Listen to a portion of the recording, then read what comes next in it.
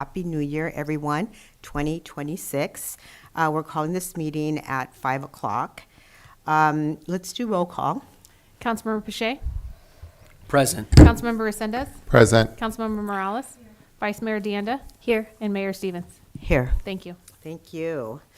Okay, City Attorney, I'm going to turn it over to you to read our closed session items. Yes, the City Council will meet in closed session to discuss 4 items. The first, conference with legal counsel, anticipated litigation pursuant to Government Code Section 54956.9, significant exposure to litigation pursuant to paragraphs 2 or 3 of Subdivision D of Section 54956.9 of the Government Code. There's 3 cases that will be discussed.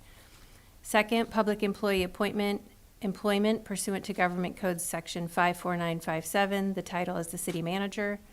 The third item, conference with real property negotiators pursuant to Government Code Section 54956.8. Property is 190 Maple Avenue in Hollister. The agency negotiator is Jim Pia, interim city manager, and under negotiation are the purchase terms and conditions. Last, conference with legal counsel, existing litigation pursuant to Government Code Section 54956.9 D1. Name of the case is Kane, Robert et al. Versus City of Hollister et al., San Benito County, Superior Court Number CU 2200087. Okay, thank you for that. City Clerk, any public comments on the closed session items? There are no public comments for any of the closed session items. Okay, thank you. Okay, so we're going to go ahead and proceed to closed session, and we're going to clear the chambers, and we'll be back in about an hour and a half so we can start the public part of the city council meeting. So we're going to ask those in the audience to step out.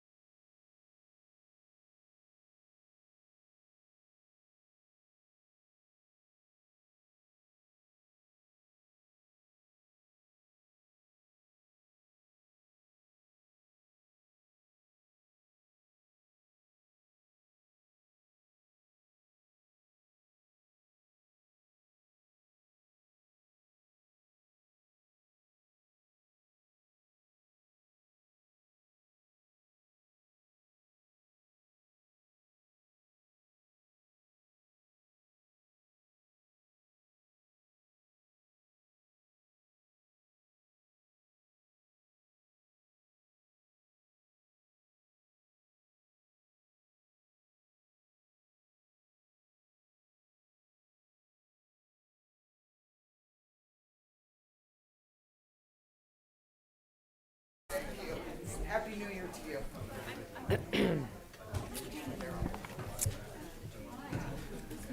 See, like she always ignores me. She always ignores me.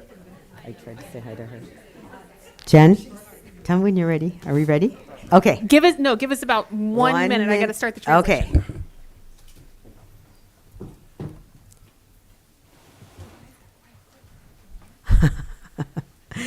Okay, thank you for your patience. We're just getting the Zoom part of our meeting going.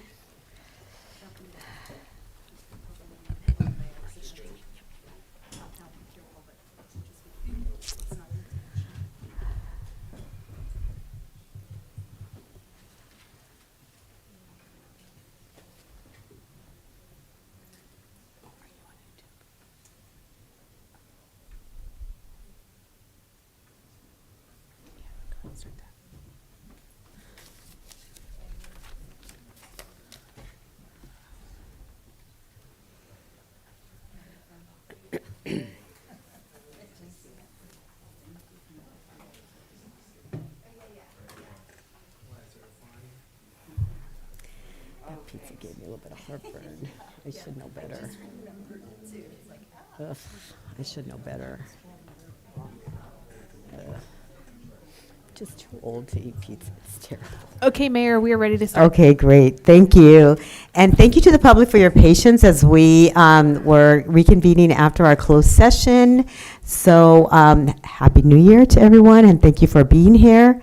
I'm going to turn it over to our city attorney. Is there anything to report out from our closed session? No, there's nothing to report. Okay, thank you. Okay, so we're going to move to the Pledge of Allegiance. Councilmember Morales, will you lead us?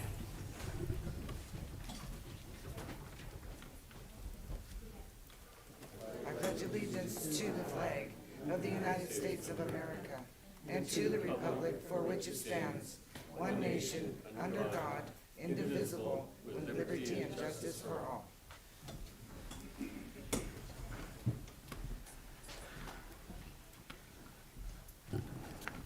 Thank you.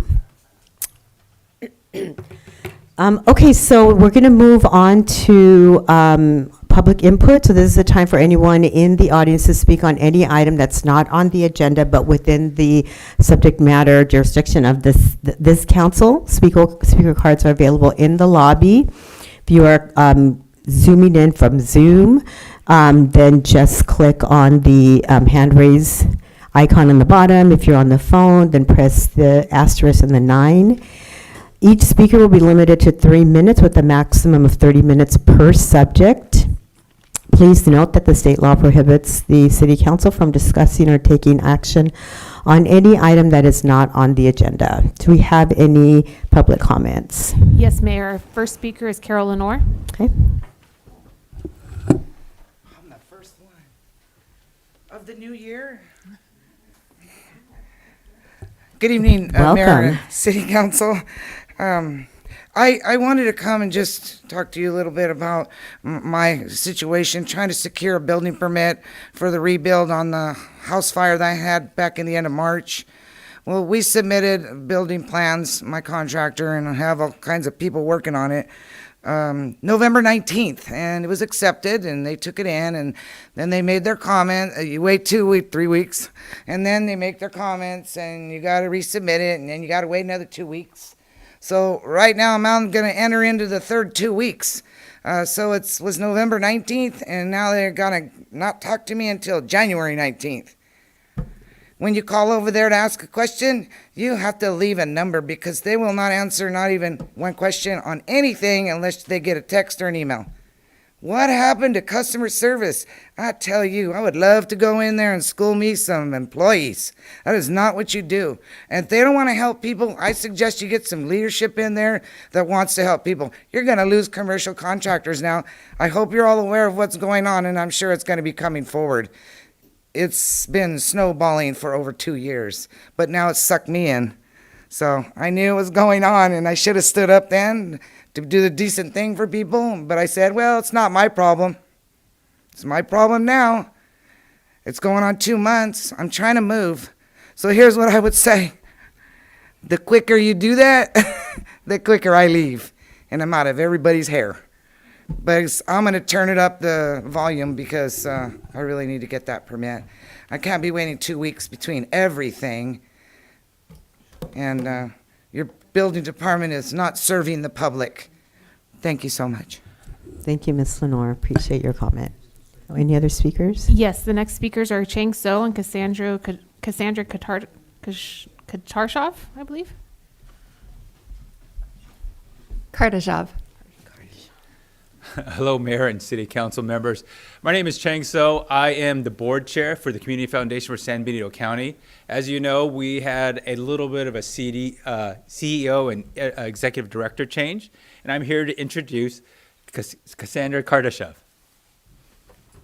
Hi, it's so nice to meet you, and I apologize for my mouthful of a last name. I married into it. I am so excited to be your new CEO of the Community Foundation for San Benito County, and I look forward to working with you. There's a lot of different ways that the Community Foundation and the City Council can work together. Most commonly, people think about it during a disaster, when there's a fire or flood or earthquake or a pandemic. Hopefully we don't experience one of those again. But the Community Foundation is your strategic partner with figuring out where to put assets into our community, both in the short term when people are experiencing the disaster and the long term. We are also your creative and partners in solving for big, sticky issues in the community. So we have this beautiful building all of a minute away from you at the epicenter where community members can come together to problem solve for those big issues in our county.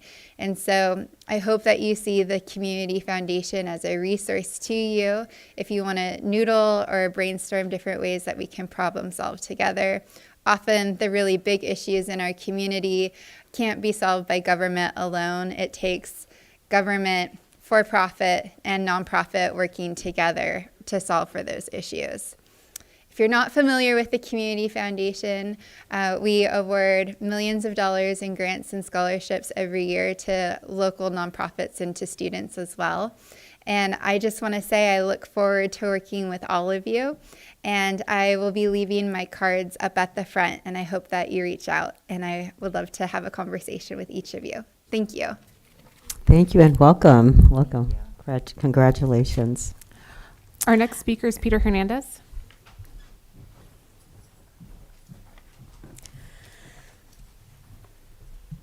Mayor, City Council, I just wanted to add it to the record since the last time I was here. I didn't have enough time. There was too much to say, not enough time. 3 minutes is sometimes really tough. But just to add it to the record, right, I'm Peter Hernandez, a city planning commissioner, and just trying to bring some highlights to the record that I think is really important. Ultimately, I believe it was either the September or October meeting where there was a planning commission basically recommendation to consider 6 items for potential, ultimately to go before the council on potential amendments to address some of these issues that respectfully, like Ms. Lenore had mentioned. Give me a minute. Can you stop the timer? Can we close the doors in the back or ask them to keep it down back there? Okay. Apologize for that, Mr. Hernandez. Can we add a couple seconds? I paused it. Okay. Okay. Okay, let's get the other door closed too. Okay. Thank you. Thank you. Thank you. So the 6 recommendations we had made, we had asked. Ultimately, at that point, there was a motion, there was a second, there was a vote, unanimously approved. Again, this to become a discussion item on the following meeting, and ultimately, not only on the following meeting was it not added to the agenda, but then secondly, the minutes didn't even reflect the conversation, and I was told by the planning director, Ms. Kelly, that they only record action items, which I know, I also served in elected office. I know no commission or committee that I've ever been a part of that doesn't keep minutes of the conversations, ultimately that at least give you an understanding of what guides that final decision, whether it's in a policy amendment or what have you. But that's basically what happened. Very frustrating, obviously. And then obviously the December meeting, which we were supposed to have, where again, the recommendation was for these 6 items to be talked about and formalized into a potential recommendation to the city council. That didn't happen either because that meeting got canceled without any any notification besides that it was canceled. There was no advice. There was nothing advisory about why they canceled it. They just told us they canceled it. And it points to it makes to my final point that I believe that the Planning Commission doesn't have enough authority to ultimately address the issues besides, anything having to do with projects that the city ultimately brings forward to that Planning Commission. I think it just makes us either rubber stampers of the process or, but by default, it doesn't cause us to actually address any potential problems. We see issues, we see potential solutions, but ultimately that means we have to be a little bit more in the driver's seat. So I definitely recommend that there be an amendment that one of the amendments that I'm recommending to the bylaws of the Planning Commission, and that's to actually create a situation where a member becomes the chair that ultimately has oversight authority over the committee, over the agenda, and ultimately at that point, there's a little bit more discretion towards the commission's authority over the process. That's just one recommendation. I'm running out of time, but these are the things that we're passionately vetting and trying to address. We would just like your support. Thank you, Mayor. Thank you, Council. Thank you, Mr. Hernandez. Next speaker. Those are all the speakers for this portion of the agenda. Okay, thank you. Thank you to all the speakers. So we're going to move on to the next item. So we're going to consent items. Do any members of the council have any brief questions or comments on any of the items that are on the consent agenda? Go ahead, Ms. Morales, Councilmember Morales.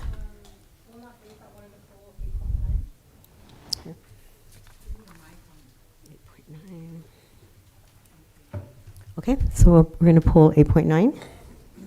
I just have a quick question on 8.12.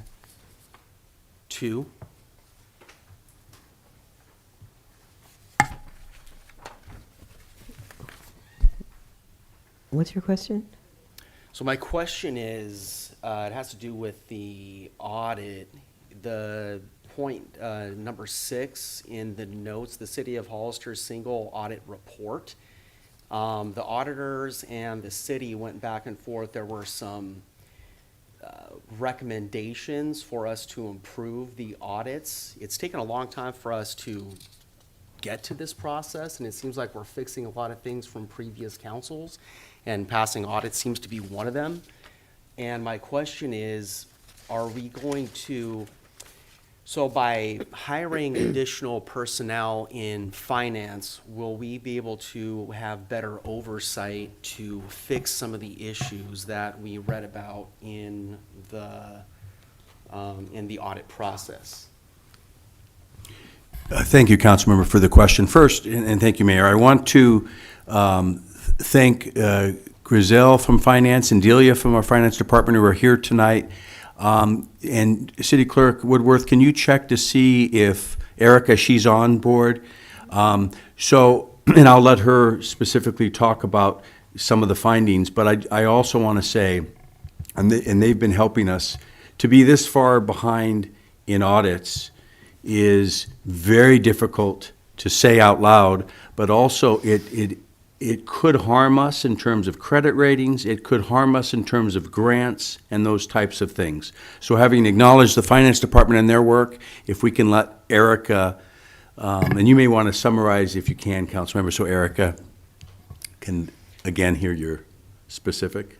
So yeah, we're a little behind, and there were some findings by the auditors, and us as a city have, agreed that, there's some things that we have to fix. And my question is, getting some, fresh leadership in there and getting some, some more, people to just a leader in there to help us like alleviate some of these issues. Do you think that could help us overcome some of these issues? Because there's just too many to bring up, that we've a few things to fix. Definitely. Good. Can you guys hear me okay? Yep. Happy New Year, everyone. I realize that the audit is delayed, but again, that's just been a result of all the turnover within the city. And I definitely do think additional resources to help the finance department will benefit the city. In terms of an audit, there's just so much to do. There's so much information to pull together. Delia did an awesome job this year trying to accumulate information from years that, she was not at the city. And that takes a lot of work. So in order for her to do her normal day job, as an example, and then also go back, and do prior year's audits, that's a ton of work. So definitely additional resources would help benefit the city moving forward. Okay, thank you. Okay, that's, okay. Any other questions or comments from the, okay. Okay, so I'm going to move to public comment. Do we have any speakers for this part of the agenda? There are no speakers for any of the consent agenda items. Okay, okay, so I'm bringing it back to the council. I just want to make one quick little comment on item 8.7. This is on on filling the appointments for the Business Commission and the Parks, Arts, Recreation, and Cultural Commission. So thank you to the two people that have stepped up, Mr. Hernandez and Mr. Rodriguez. Thank you so much for stepping up and putting in your applications. And I would just encourage anyone else who is interested in any of these positions to submit an application. Go ahead, Councilmember Resendez. Thank you. So I see HJ sitting in the audience. I just wanted to remind you, if I could, sir, about the meetings that were taking place. If we can probably reach out to those business owners and encourage them, because I think that the idea of the Business Commission came from that. So if we can encourage the business owners to apply, then we can have a full quorum. And then, City Clerk, my question about and I think I've asked this to you offline, as far as when we dissolved all the other commissions and we created the one commission with the arts, culture, parks, and rec, I think it was, I had asked staff to reach out to the previous commissioners from all of those commissions to see if any of them were interested in applying. Have we done that? I don't know if I've ever circled back and spoke to you about that. And if not, could we potentially do that? Yes, we did back when the other commissions were dissolved, and there was only one member of those commissions that wanted to continue to serve, and he does still continue to want to serve. We've just been waiting for a quorum for him to be able to serve. Okay, thank you so much. Okay. Thank you. Okay. Okay, so with that, can I get a motion on the consent items except for 8.9 that we'll hear right after? Move to adopt. Any- second. Okay, all in favor? Aye. Aye. Any opposed? Okay, so those will pass. We'll now then listen to the pulled item, and that's a resolution approving a residential tax sharing agreement with the County of San Benito for LAVCO annexation request 2024549. Can we get a staff report? Thank you. Good evening, Rod Powell, your Assistant City Manager. This is basically a housekeeping item related to annexation. The agreement before you was developed jointly by County Council and your City Attorney. In 2019, there was an agreement developed that pertained to city-initiated annexations. It did not account for applicant-initiated annexations. And so this item is basically a housekeeping item to establish similar provisions on an application that is initiated by the property owner and not the jurisdiction. And I'm happy to answer any other questions you may have. Okay, thanks. Did you have any questions? Go ahead, council member. Can you tell me, so number 3I, I'm just confused as to why this would be in a contract. City shall pay county an additional amount reasonably justified in the county's sole discretion, which may then be determined by fiscal impact analysis, and it goes on. But then number 2, the additional amount will apply to, right? And then number 3, you have language in here that just continues to say the city will pay the county. And again, not really saying, not giving parameters, just reasonably justified. And that is so vague. Yeah, I'm going to defer to the City Attorney since she did a joint formation of this agreement with the County Council. Yeah, and so this tax sharing agreement for this particular annexation was modeled on the master tax sharing agreement for residential annexations that the city and the county have already agreed to. And so the negotiations for the actual terms of the agreement were between the former city attorney and the county administrative officer. And they essentially just agreed that they would use the exact same terms as the master tax sharing agreement. And so that although it probably doesn't answer your specific question, is how the term ended up in this agreement. And I can pull up the specific term that you referred to. It'll just take me a second. So I'm just very, first, alarmed by the language and by the words. And I would recommend that we not sign this because I'd like the language to be cleaned up and make it clear.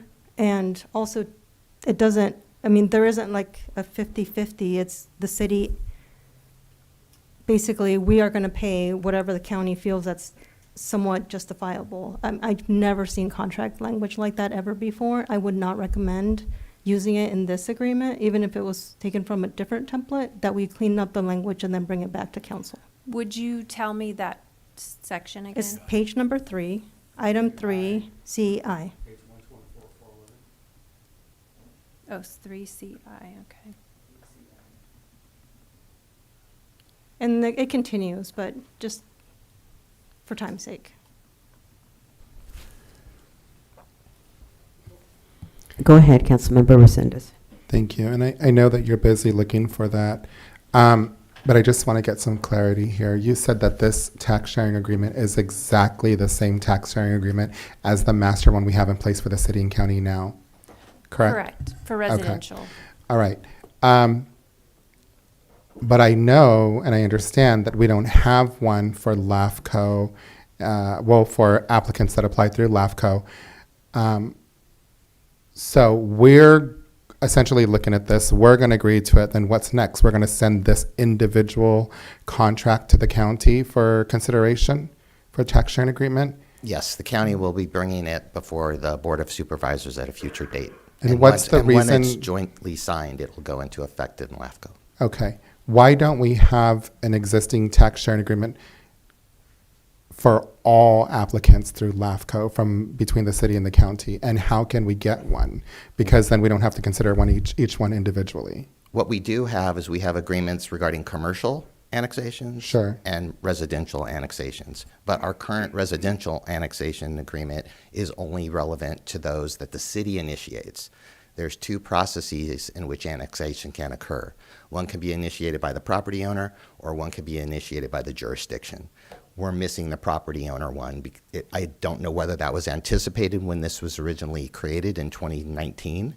That's when your original residential master agreement was created. So this is essentially adding in a provision that allows a property owner to do it in this circumstance under the same provisions that already exist if the jurisdiction were going to do it. Right. Okay. Again, this is one application. I'm not that hesitant. I'm sorry. I'm not hesitant to approve this application. What I'm more concerned about is to see what the county's feedback is, and how can we establish a long-term application process that's going to streamline applicants through LAFCO that has a tax sharing agreement between the city and the county as well. I'm not quite clear what specifically Councilmember Morales' points are in this language, if maybe she can clarify that. I don't know if maybe you understood that, City Attorney, like what specifically, what language specifically are we concerned about? And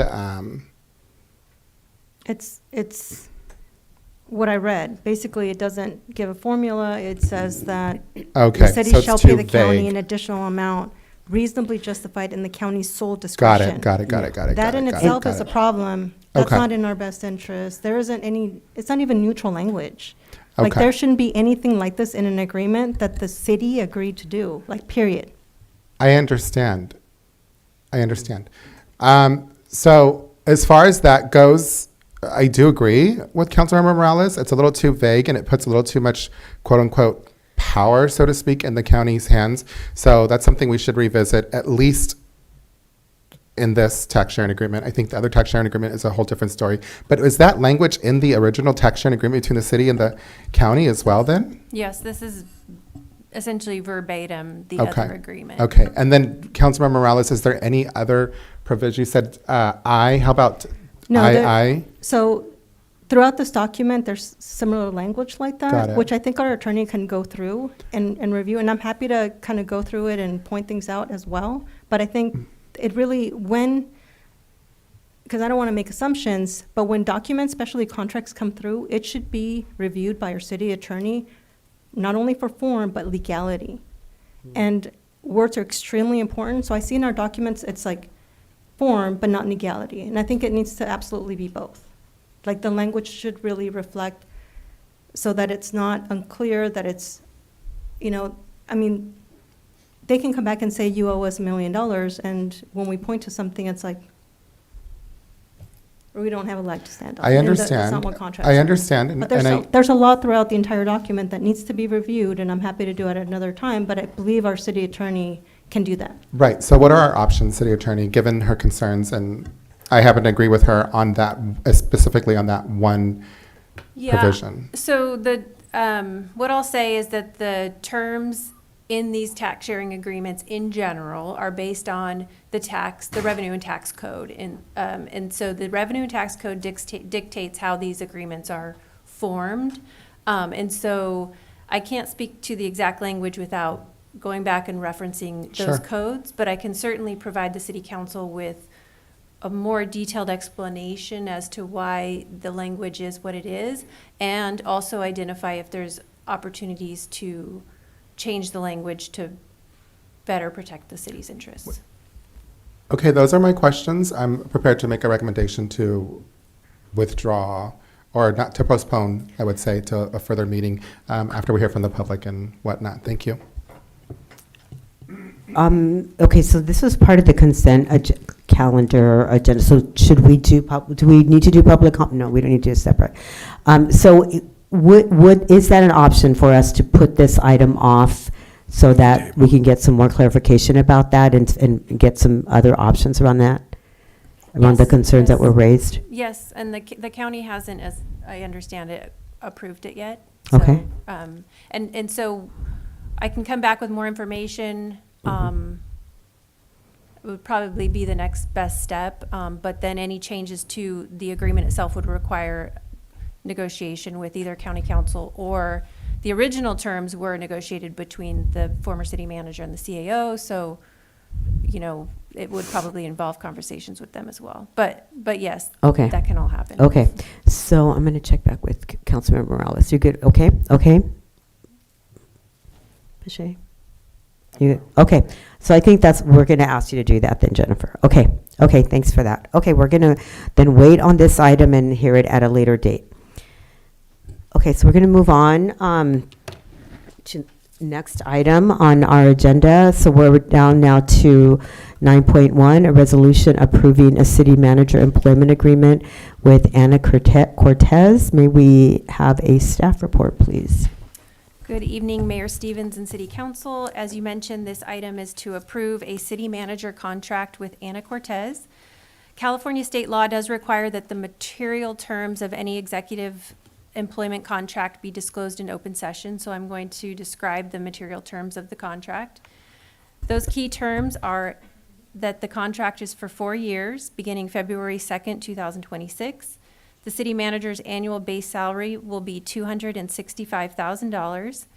In addition to that base salary, the city manager will be entitled to an additional retirement contribution of up to $2,200 annually. City manager will participate in the city's executive management unit salary and benefits program on the same terms and conditions as those other executive management employees, except that the city manager will be ineligible for a cost of living adjustment. That document, the Executive Management Unit Salary and Benefits Program, is available on the city's website, should anybody be interested in seeing the details. The city will also pay the city manager's dues to participate in professional associations and conferences. The contract that the city council is being asked to approve tonight is also a part of tonight's meeting agenda packet. So again, it's available for the public to view and read. There is one additional provision that we've added to the agreement since the agenda was published, and that is that the contract will only be effective contingent upon Ms. Cortez's live scan results. So she is required to be fingerprinted, and as long as those results of the fingerprinting come back with no negative results, then the contract will be effective. Are there any questions?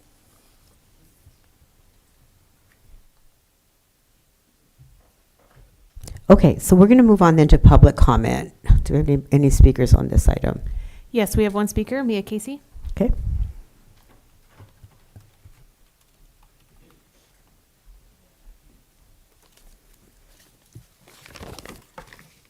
Good evening, Mayor and council members. Thank you for the opportunity to comment. As a former mayor and council member, I'm a little concerned about tonight's proposal to appoint a new city manager. It feels like things are a little rushed, especially with all the holidays and, beginning of the year. My comments tonight are not personal, but they are specifically related to this candidate, this proposed contract, and long-term risk for the city of Hollister. When you consider a city manager appointment, it's reasonable for the council and the public to look at a candidate's recent work history and outcomes in similar roles. When reviewing publicly available information, this candidate's most recent city manager positions were relatively short in duration, in some cases lasting just a few years, and more than one ended with negotiated separations that triggered severance payments. City manager turnover is expensive and it's disruptive. Beyond severance, there are recruitment costs, interim management costs, legal expenses, and significant learning curve. Hollister really needs stability at the top, and it's appropriate to ask whether this contract and comprehensive compensation structure sufficiently protect the city if that stability doesn't materialize. I'm also concerned that the proposed salary is on the high side. The candidate's most recently reported city manager salaries were in the $150,000 range, so making a proposed $265,000 salary is substantially increased over her prior compensation. In addition, there were publicly reported employee labor relation outcomes associated with the candidate's prior tenure, where employee terminations were challenged by a union, and ultimately it resulted in a reported cost to the city of approximately $500,000. And I'm not here to relitigate those events or assign anyone fault, but for a unionized city like ours, these outcomes are relevant when you're looking at risk and contract protections and also the likelihood of long-term success. Taken together with the candidate's tenure, the proposed salary level, the severance provisions, and the cost of executive turnover, I believe it would be prudent for the council to pause before approving this agreement as written. I would respectfully request the council to consider whether adjustments to compensation or to severance protections and the contract structure are warranted to better align with Hollister's size, resources, and its need for long-term leadership stability. Thank you for your consideration. Thank you, Ms. Casey. Other speakers on this item? Those are all the speakers for this item. Okay, good. Thank you for that. And then, so any questions or comments from the council? No. Okay, so it's my understanding that we have Ms. Cortez on Zoom. Do we have her on Zoom? Is she?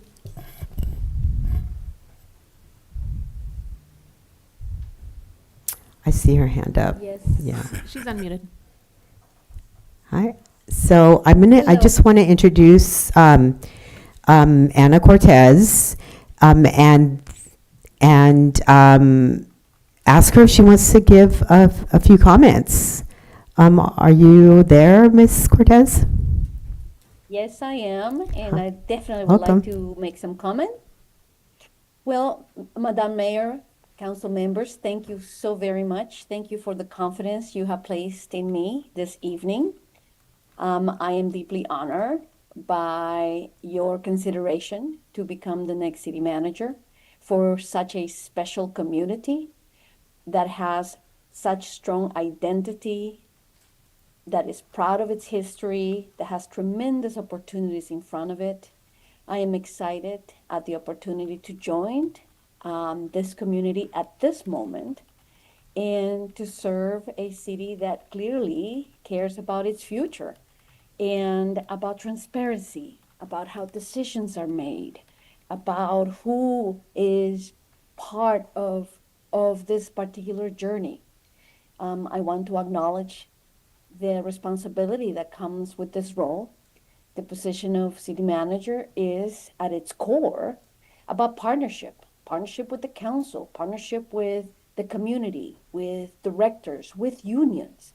It is not a lonely journey. It's actually quite a crowded journey, and that's how it should be. I take that responsibility seriously.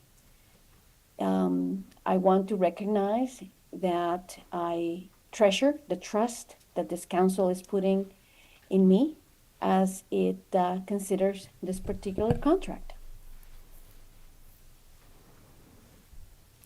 Thank you, Ms. Cortez. Well, congratulations, and I appreciate those comments. And I want to, before I say any more, bring it back to the council for any other comments.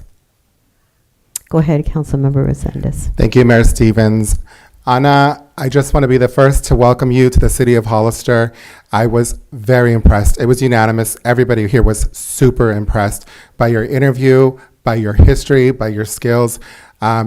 Hollister is at a crossroads, and I know that with you sitting in the seat of the city manager and with this council, that we are going to be headed towards the future in a bright way. Welcome to the city of Hollister, and I can't wait to see you sitting here. Thank you. Thank you. Thank you. Other comments? Aside? Yeah, I do. Oh, go ahead, Councilmember Bichet. Go ahead.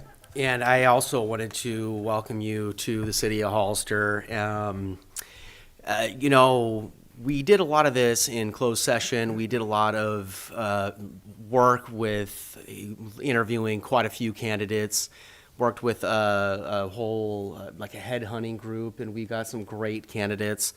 Anna just did a great job, and I feel I've done some interviewing quite a bit in, you know, my personal life, in my work career, rather, my other career. And I feel like we're going to have really good accountability, really good transparency. We're going to work well together. And we have got a lot of things to mend from the past, and we've got a great future ahead of us. And this council is going to continue just to keep moving forward. And I think we've got a good candidate here with the city manager, and I think we're going to be able to do that. So welcome aboard. Thank you. Thank you very much. Councilmember Deanda. Oh, Vice Mayor Deanda. Go ahead. Hello, Anna. I just want to say welcome and looking forward to working with you. Thank you. Councilmember Morales, any comments? Thank you. Hi, Anna. This is Dolores. I just wanted to welcome you. And I think for our community, you know, I know that there's been a lot of information about Anna's history, and I can share this with you, that the council did its due diligence in terms of doing the background and really understanding the core of those issues that are out there, and making sure that we have a candidate that is going to help our city with a lot of the areas that we need to uplift, but also that cares about our employees, because our employees are the heart of the city. Customer service is important, making sure that we clearly identify the issues that really need to be addressed. And Anna was our top choice in order for us to, as a city, as a community, to move forward. So welcome, Anna. The community is looking forward to working with you and hopefully getting a lot of the issues that are dear to their heart and their livelihood. So welcome. Thank you. Thank you. Thank you. And then I'll just end with this final comment. So also, welcome. I'm so excited to begin working with you, Anna. And I want to just speak briefly about how impressed we were with not only her ability to articulate solutions to the major concerns that we had, but in particular in the areas of planning and finance, which we know we have some questions about, we have some concerns about, and we want to find some good solutions that works for everyone, including our employees. And Anna, you were very impressive to all of us in those two areas in particular, but in general, your approach to interfacing with the community and with the public, your ideas about how to be more transparent, all of those we were very impressed with those ideas. So welcome, and we just can't wait for you to begin your journey here in Hollister and for others to get to know you as well. Okay. Thank you so much, council members.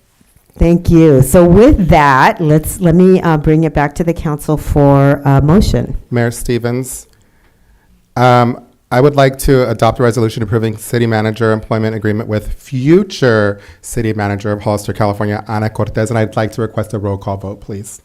Okay. Can I get a second? I second. Roll call vote? Councilmember Paget, Aye. Councilmember Resendez, Aye. Councilmember Morales, Vice Mayor Deanda, Yes. and Mayor Stevens. Yes. Motion passes 5-0. Congratulations, Anna. We're looking forward to having you join us in early February. Congratulations. Yeah, and I think applause is good. Thank you so much. Thank you. It's Thank you. truly Have a an good honor. night, I Anna. can't We'll wait. see you soon. Thank you. Okay, so we're going to move on to our next item. So item 9.2, update on the general plan and housing element. Can we get a separate board? Thank you. Good evening. I do have a few slides for you. Happy New Year to the council. Eva Kelly, I'm your planning manager with the Community Development Department. Tonight, I was asked to just bring forward a brief update on where we are at with our general plan update and the housing element update. And so I have some dates and our proposed timelines that we are on schedule for. So as it relates to the general plan, this project also includes our climate action plan and the addendum to the EIR. So this is collectively the general plan update process and project. It's okay. It's all good. So where we are at with this project review is that we're currently finalizing the review of the administrative and screen check drafts of those documents. I have received final screen check drafts of the general plan and climate action plan that I should have back to our consultants this week, and we are anticipating releasing those documents by the end of next week, 1/16.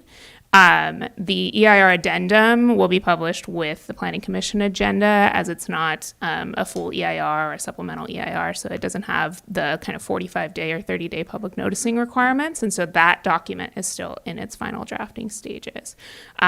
We are going to, on that same day that we release the documents, submit to the Board of Forestry, the CAL FIRE. These are new requirements that came into place in March of last year. So as the council recalls, we have to include an evacuation study, and we had to make some updates to our health and safety element.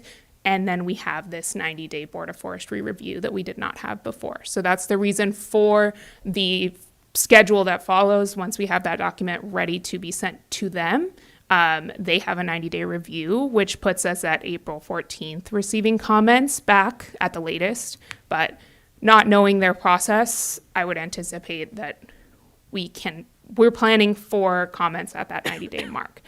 There are 2 Board of Forestry meetings that we might hit.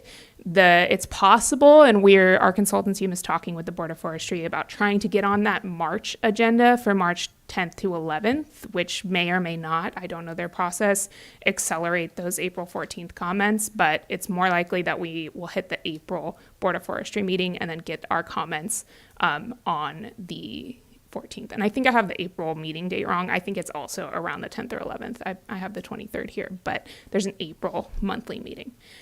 So with that schedule, we are waiting for Board of Forestry comments, and the plan is to bring forward for adoption the General Plan and Climate Action Plan along with the EIR addendum to the March 26th regular Planning Commission meeting, and then the April 20th, 26th City Council meeting. And it is a general plan, and it just requires one hearing at Council. Next slide.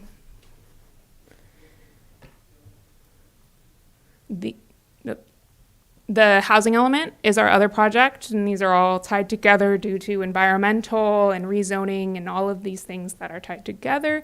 The housing element, we did submit the third draft after a 7-day public review period to the Housing and Community Development Department of the state on December 16th before the holiday.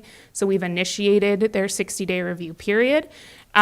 We are expecting comments back at the end of that period on February 14th of this year. We have requested a mid-review meeting with HCD. As of right now, we haven't received a response, but with everyone back from the holidays, we do anticipate to follow up on that. Mid-review meeting scheduling would likely take place next week or maybe in 2 weeks from now. We do believe we've addressed the comments and are hoping for no comments, but we aren't sure if the HCD will have any comments. Regardless, the plan is to also hit those same meetings with the housing element. So March 26th Planning Commission adoption hearing and April 20th City Council adoption hearing. The final kind of aspect of the housing element is rezoning, which is required to be adopted by the City Council. So amendments to our zoning ordinance and zoning map to actually implement new densities, new programs, in order for HCD to certify the housing element. As mentioned, our goal is to have addressed fully the comments from HCD. We believe we have, and we will have no further comments and changes that are needed on February following this current review. And so following the same schedule, we are working on those rezones and zoning amendments using the sites as we have drafted and the policies as we have drafted. Same meetings, March Planning Commission, April 20th Council first reading. This is an ordinance, so it would come for a second reading and adoption at the following May 4th, second reading and adoption, and we'd submit immediately back to the state for another 60-day review period. It is noted that if HCD gives us comments where we need to make changes to any of the candidate sites or any of the rezoning strategies still, we may have to push out rezoning based on the comments we get in February. So we'll know a bit more where we're at with drafting correct ordinances to address these comments once we have comments on the third draft. But the plan is all three items, big meeting March, big meeting April 20th, to bring these forward to you.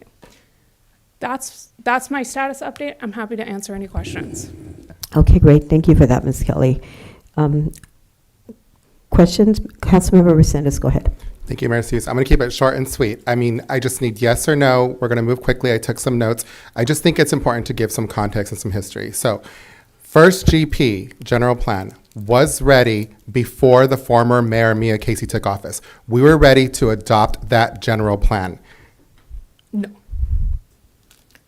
There was a draft that we got comments from the council on September 11th of 2023. So there was a public review draft that was submitted, but we didn't receive. So here's my thing, right? Here's my question. Mayor Mia Casey took office. New council was here. She could have adopted that back in 2022? I forget.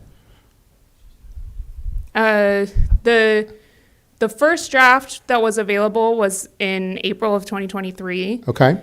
And then the Planning Commission made recommendations for changes. Right. And Carol Lenore, who is Mia Casey's planning commissioner, made recommendations to expand the city's sphere of influence. That came back to the council when Mia Casey was here, and they decided to expand the city's sphere of influence. Correct? Correct. Charge the tax-paying citizens to do that expansion. Correct? The city paid for it. The city paid for it. When that did not have to occur. It could have been adopted as is, and if they wanted to, they could have changed the sphere if they wanted to, right then and there, and they could have charged the developers to do it too, right? Sure. Right, that didn't happen. So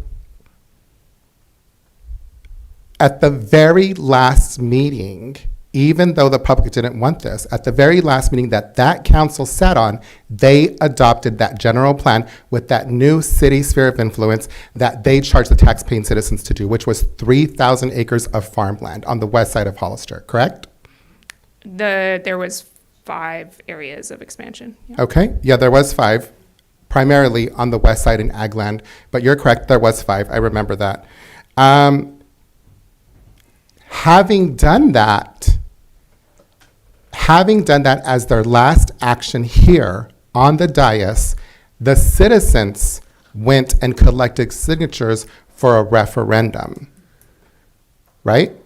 Correct. Then this council listened to those citizens. This council accepted that referendum. And now, because of all of these delays, I would say, when it was drafted and it could have been approved in 2023, here we are in January 2026. Because of all of these delays, for developers, I believe, to favor development, I believe, we still don't have a general plan that's in compliance. This council is listening to the public. This council, in my opinion, is on track to get this back, you just said, in April of this year, correct?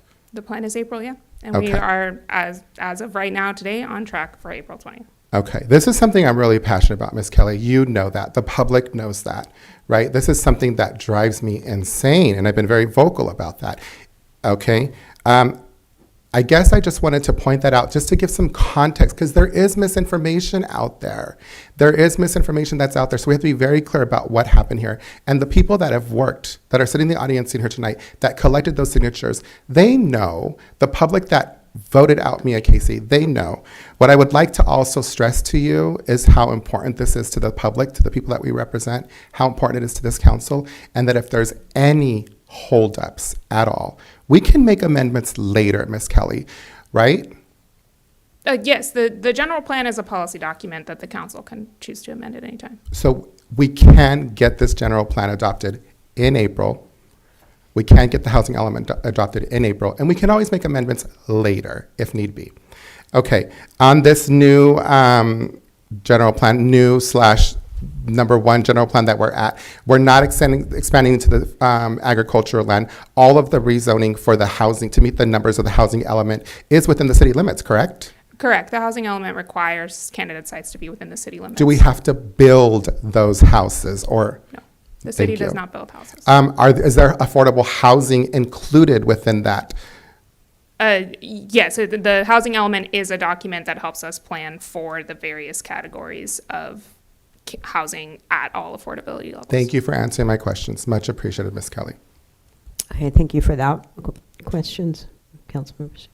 Questions on this side or comments on this side? Yeah, I have comments. Councilmember Morales, go ahead. You don't have to, not an interrogation, but if there's anything that is not accurate, then please correct me.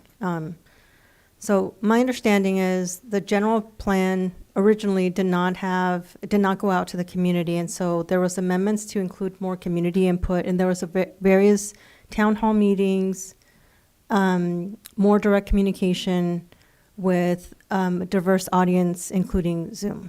So that brought in a different perspective for the general plan.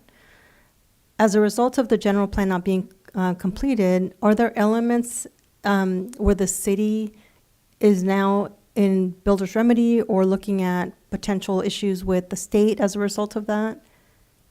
And projects that are still on hold for a couple of years that are not, people are just in limbo?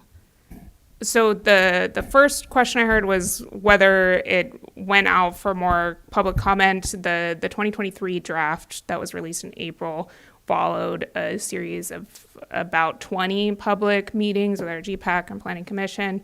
The contract that was adopted in November of 2023 to revise, we did not have, at the direction of the council, further public meetings besides the Planning Commission and council meetings that I went to.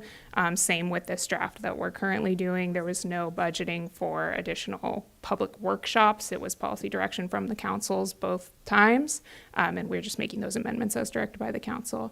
The second comment was regarding builder's remedy. The city of Hollister has been out of compliance with our housing element since January of 2024. Current cycle or fifth cycle ended in December of 2023, and so we are subject to the builder's remedy. We have had one project submitted that's currently under review for builder's remedy project. Otherwise, we have not. Builder's remedy requires at least a 20% affordability percentage for most projects, and we've not received submittals that meet those requirements. And then what was the third, please? Projects that have been in limbo because we have not finished our general plan or housing element. There haven't really been projects, but there have been annexation requests that have been in limbo because of the general plan, because annexations do affect the general plan and its underlying environmental documents. And I just want to clarify on the additional input. I do remember us adding a couple of $1,000, maybe it was 20, maybe it was $30,000 for town hall meetings that I know I participated in. So we did an amendment to do a town hall meetings, and we also did some on Zoom. I would review the contract, but I defer to, I don't recall. Okay. So I just wanted to add additional information as a added perspective to what was already shared, and thank you for the update. Okay, thank you, Councilmember Morales. Do you have any comments? Okay, any other?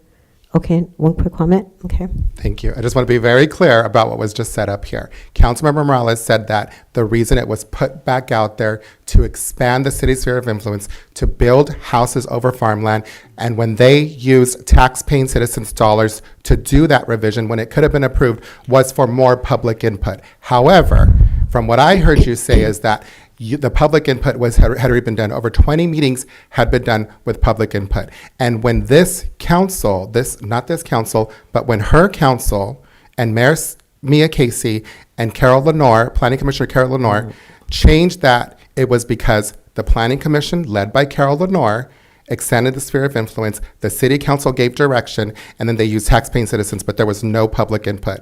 And if there was, I don't think that there was any representation of Latino-speaking residents, because I remember specifically asking for a lot of these meetings how many people were there that were Spanish-speaking residents, and there was none. There was none. And that's who led the referendum. Thank you. Okay, thank you. Anything else? Okay, I'm going to go to public comments. Do we have any speaker cards on this item? Yes, Mayor Stevens, our first speaker is Fallon Gregg, to be followed by Daniel Alvarez. Okay, thank you.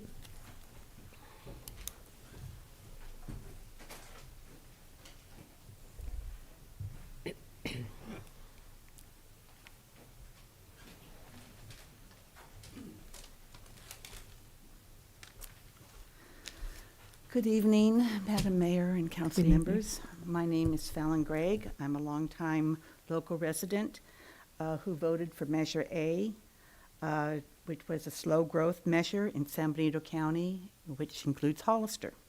It's been a long time since the election, and it's been a long time since the referendum that stopped the annexation of the 3,000 acres.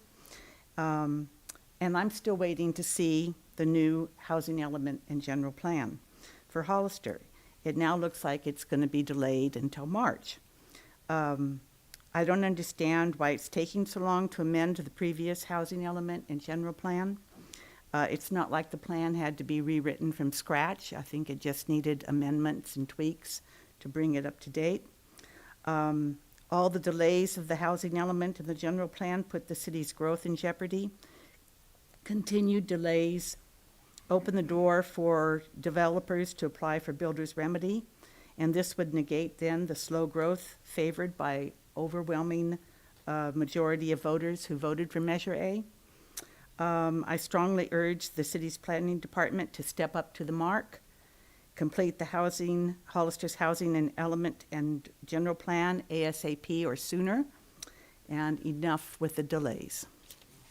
Thank you. Thank you, Ms. Gregg. Next speaker? Our next speaker is Daniel Alvarez, to be followed by Maureen Nelson.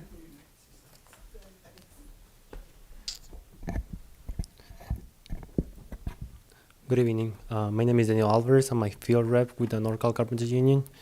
I just want to talk about something that affects every carpenter on the field, is healthcare. For many of us, we're just an injury away from being in the hospital. Death or even bankruptcy. Our work is tough and physical. We lift heavy materials, use power tools, and work in heights. Even when we follow all the safety procedures. Can I just ask you to pause for a minute? Can we stop the timer? I'm not sure that this is part of this item, that the issue that you're bringing up. Is this related to the general plan and the housing element? Yes. Okay, so go ahead. I apologize. I just wanted to make sure because it didn't sound like it. I apologize for the interruption. Go ahead. And no problem. Without good healthcare, one trip to a hospital could wipe out our family savings. It could mean choosing between paying our bills or paying the rent.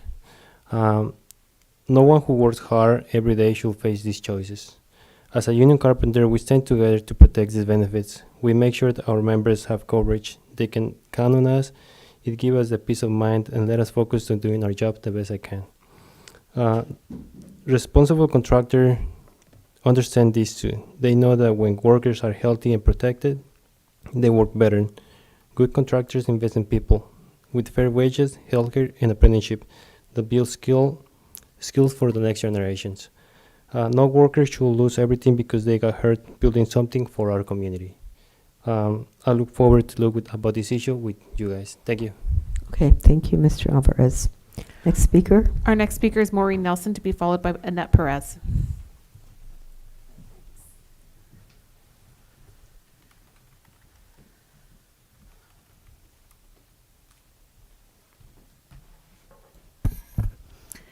Good evening, Madam Mayor, City Council members. It's been some time. It's a pleasure to see you. Happy New Year. I am just absolutely baffled. Measure A passed remarkably, soundly for the vote of the people. We want to have controlled build out. We don't want rampant growth that doesn't serve our purpose as a community, as a city, as a county. I heard many different things. There's the requirement to update the general plan. The delay blows open the door for a potential abuse. Abuse, no kidding. Builders remedy? That blew open the door to take advantage. We're the suckers. We're all being taken advantage of. Didn't need to happen. The delay, whether intentional or not, it feels like an undercurrent to delay the implementation of Measure A that was soundly voted in by the people that you represent when addressing building projects. Now we're looking at future delays to April 14th, April 20th, the City Council adoption, May 4th, review, apply for another 60-day state review. We're now into July. Are we kidding? This should have happened years ago. All we've done is open the doors, clean the windows to make sure that everybody can see inside, and we put flashing lights on our buildings to say, come, apply, build out. We can't stop you. We voted to stop you. We voted to be reasonable. We voted to be aware of what we're doing within our city, within our county, and we just obliterated it. We just ignored the voice of the people. This is who put you here, the people. God didn't put you here. The fairy godmother didn't put you here. The people put you in your seats. Please, please respect the vote of the people. This is a disgrace. I'm so disappointed. I hope that we really think about this and we really put the reins in because the people did vote. Thank you. Thank you, Ms. Nelson. Next speaker. The next speaker is Annette Perez, to be followed by Joe Giacalone. Hello, everybody. My name is Annette Perez, Hollister resident. Happy New Year to the mayor and council members. Thank you so much for your leadership. I really appreciate it. And I'm just really here to encourage the Hollister Planning Department to get this housing element and planning document done. We've been waiting a long time. As you stated before, we worked really hard. When we saw at a December meeting back in 2023, where a huge amount of our ag land was going to be taken into a sphere of influence. We didn't want that to happen. We worked really hard to get that changed, and we appreciate you agreeing with the people of Hollister that we didn't want that to happen as a sphere of influence to our ag land. But now we just need to stop and not let Hollister be vulnerable to builders' remedies. So I just really want to encourage you all. Let's get this done. Let's work together. Let's make this happen. Thank you so much. Thank you, Ms. Perez. Are there other speakers? Yes, ma'am. The next speaker is Joe Giacalone, to be followed by Mary Shaw Corin.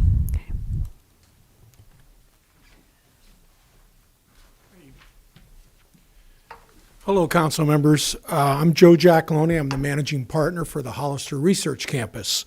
Excuse me. 5 years ago, the city of Hollister cashed our check for $40,000+ for our application to annex into the city. So I've been through, I don't know, 4 or 5 mayors. I don't know how many staff people, council people. Last October, we met with Rod Powell, who was standing in because Mr. Marioni had left. In the meeting, I made it clear to him that our project was on the bubble, that the owner and major developer of the project was ready to pull the project because he doesn't need to deal with all these delays. We've been on the bubble now for 5 years. So at that meeting, excuse me, Rod made a comment that in January, by hook or by crook, they were going to present the revised general plan to the city council, not ask for another delay and all this. So my request is, since our project has nothing to do with residential, number one. Number two, it's commercial, light industrial, and commercial serving tourism, that we be separated from another delay and allow our project to complete the application, not get it approved, but the council, and I don't remember how many meetings ago, the council directed staff to stop, and Eva, correct me on this, there's 6 or 7 commercial industrial projects that are on hold, something like that, right?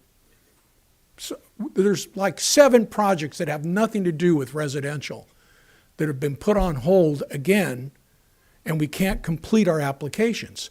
We've spent close to $2 million on this project in 5 years, and I don't feel we're any farther than we were 5 years ago. If you guys keep delaying it, our project's going to die. We don't need, the owner of this project doesn't need to do this project. I mean, he's had it. He's got a piece of feral land that he can't farm, and unless we get some type of cooperation out of the city, our project's going to disappear. And I've met with Rudy, Mayor, I've met with you. I've reached out to every council member here to do a study session, and to date, the only ones that I've met with are the mayor, Rudy, and that's it. And I don't know what else to do, but I'm making it clear now that I've got a check in my truck for $23,000 that I was supposed to hand to Eva tonight to do the trigger analysis for our project. And I'm not going to explain the trigger analysis and all that, but I'm not going to hand her that check tonight because I have to report back to the owner and tell him nothing happened.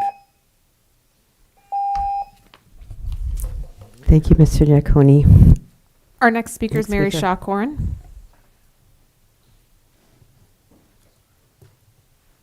You can go ahead and unmute and speak. Mute. Hi, thank you, and Happy New Year to the City Council, and congratulations to our new city manager. I wanted to just, I know it's a little bit repetitive, encourage the city planning department to really make the completion of the housing element and the general plan a real priority. As you can see, there's a lot of frustration, and I actually noted, I was doing a little research and I noticed that not having the general plan completed is actually very problematic financially. It can create a financial burden for the city of Hollister because the state legislature has passed a few bills, SB 1037 and AB 712, so that as of January of this year, 2026, there are much more severe penalties now. I won't go into all the detail. I'll just list it very high priority. I mean, in list of order, there could be monthly civil fines, penalties between $10,000 to $50,000 per month for each violation of the housing element law, and escalating fines. It can go up to $600,000 per month. I just am concerned that there's been delays, and I'm not sure if the planning department maybe needs more support, but I think it could be extremely costly to not get the job done, to complete the housing element and the general plan. I just think it's a really, really important priority. And so I hope that they get the resources to get the job done before any penalties get imposed. So thank you very much for your time. Thank you, Michelle Cohen. Those are all the speakers for this item. Okay, thank you for all the public that commented. Any other questions or comments from the council? Go ahead, Councilmember Resendez. Thank you. Again, I wanted to provide some history, some context. It was the old mayor and the old council that held us up. Yes. Initially, right? Now it comes on us. It falls on us. People are not happy. It's not just the general plan. It's not just the housing element. I've heard nothing but complaints about permits, about codes, about I don't know what's going on there. But this has to be prioritized. The people elected us to clean up the mess. This was alluded to by Councilmember Pache, to clean up the mess by the last council. I think it's been like a year. It's been a year, and this was the first thing that we tackled. It needs to get done. It needs to get done. Mia's gone. Now it's going to fall on us. Let's get to work on it. Okay, thank you. Any comments? Well, I'm learning pretty fast that the wheels of government do move very slowly, but we have literally been working on numerous things in addition to the general plan. And I know that you're kind of a little bit on the, I don't know if the hot lectern there, sort of. I don't know what to call it exactly. But, getting a fire contract, there was a lot of anxiety all over the place of the county residents with what happened down in Southern California. People were concerned about their insurance evaporating and insurance companies walking away. There have been so many things that have happened in the last year. This is one of many things. Very important, right? Getting audits completed and catching up on those is something that staff has been doing a lot of work on. Haven't passed one of those in a while. Got to get those passed in order to up our credit rating. The general plan is very important, and I know it seems like it's taking a really long time, and it has. It's taken a while. It's complicated document. It's a living document, and it changes over time. The last council had it just about wrapped up. We were all here for that. The 2023 plan was getting close to completion. There were a few CEQA things and some environmental work and some site visits to do. It was just about done. We had to literally go back to a 2005 plan, remove the 3,000 acres, go back to the 2023 plan. I think staff has done a Herculean job. We were about to annex hundreds of acres in Buena Vista, north of Buena Vista, west and south of Union Road, to the east of Fairview. 3,000 acres totaling, on this new general plan. So we had to go back to the old plan, the one that you guys are all referencing. Had to go back to the 2005, work on the 2023 plan. It's been a ton of work.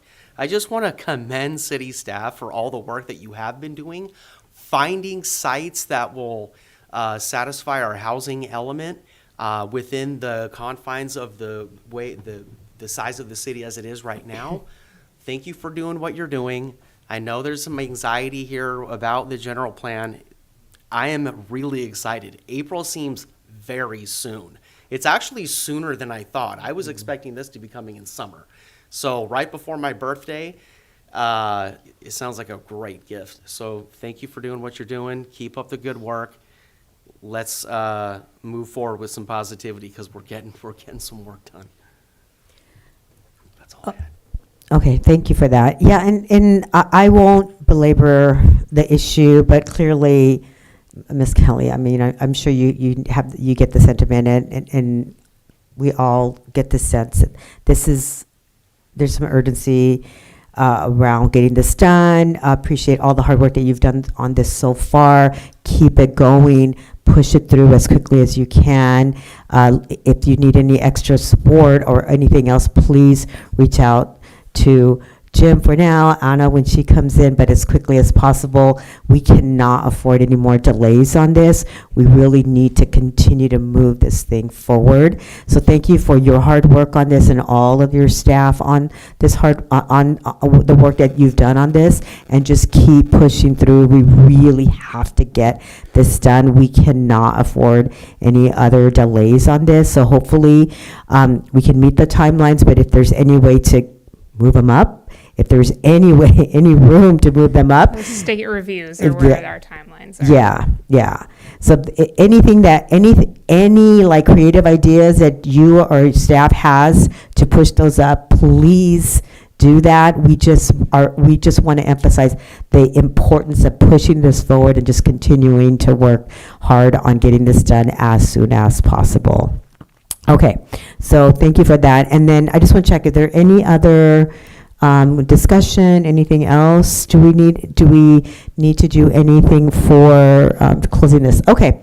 All right, well, thank you for the information. Appreciate you putting up with us. Okay, thank you for that. Okay, we're going to move on to the next item.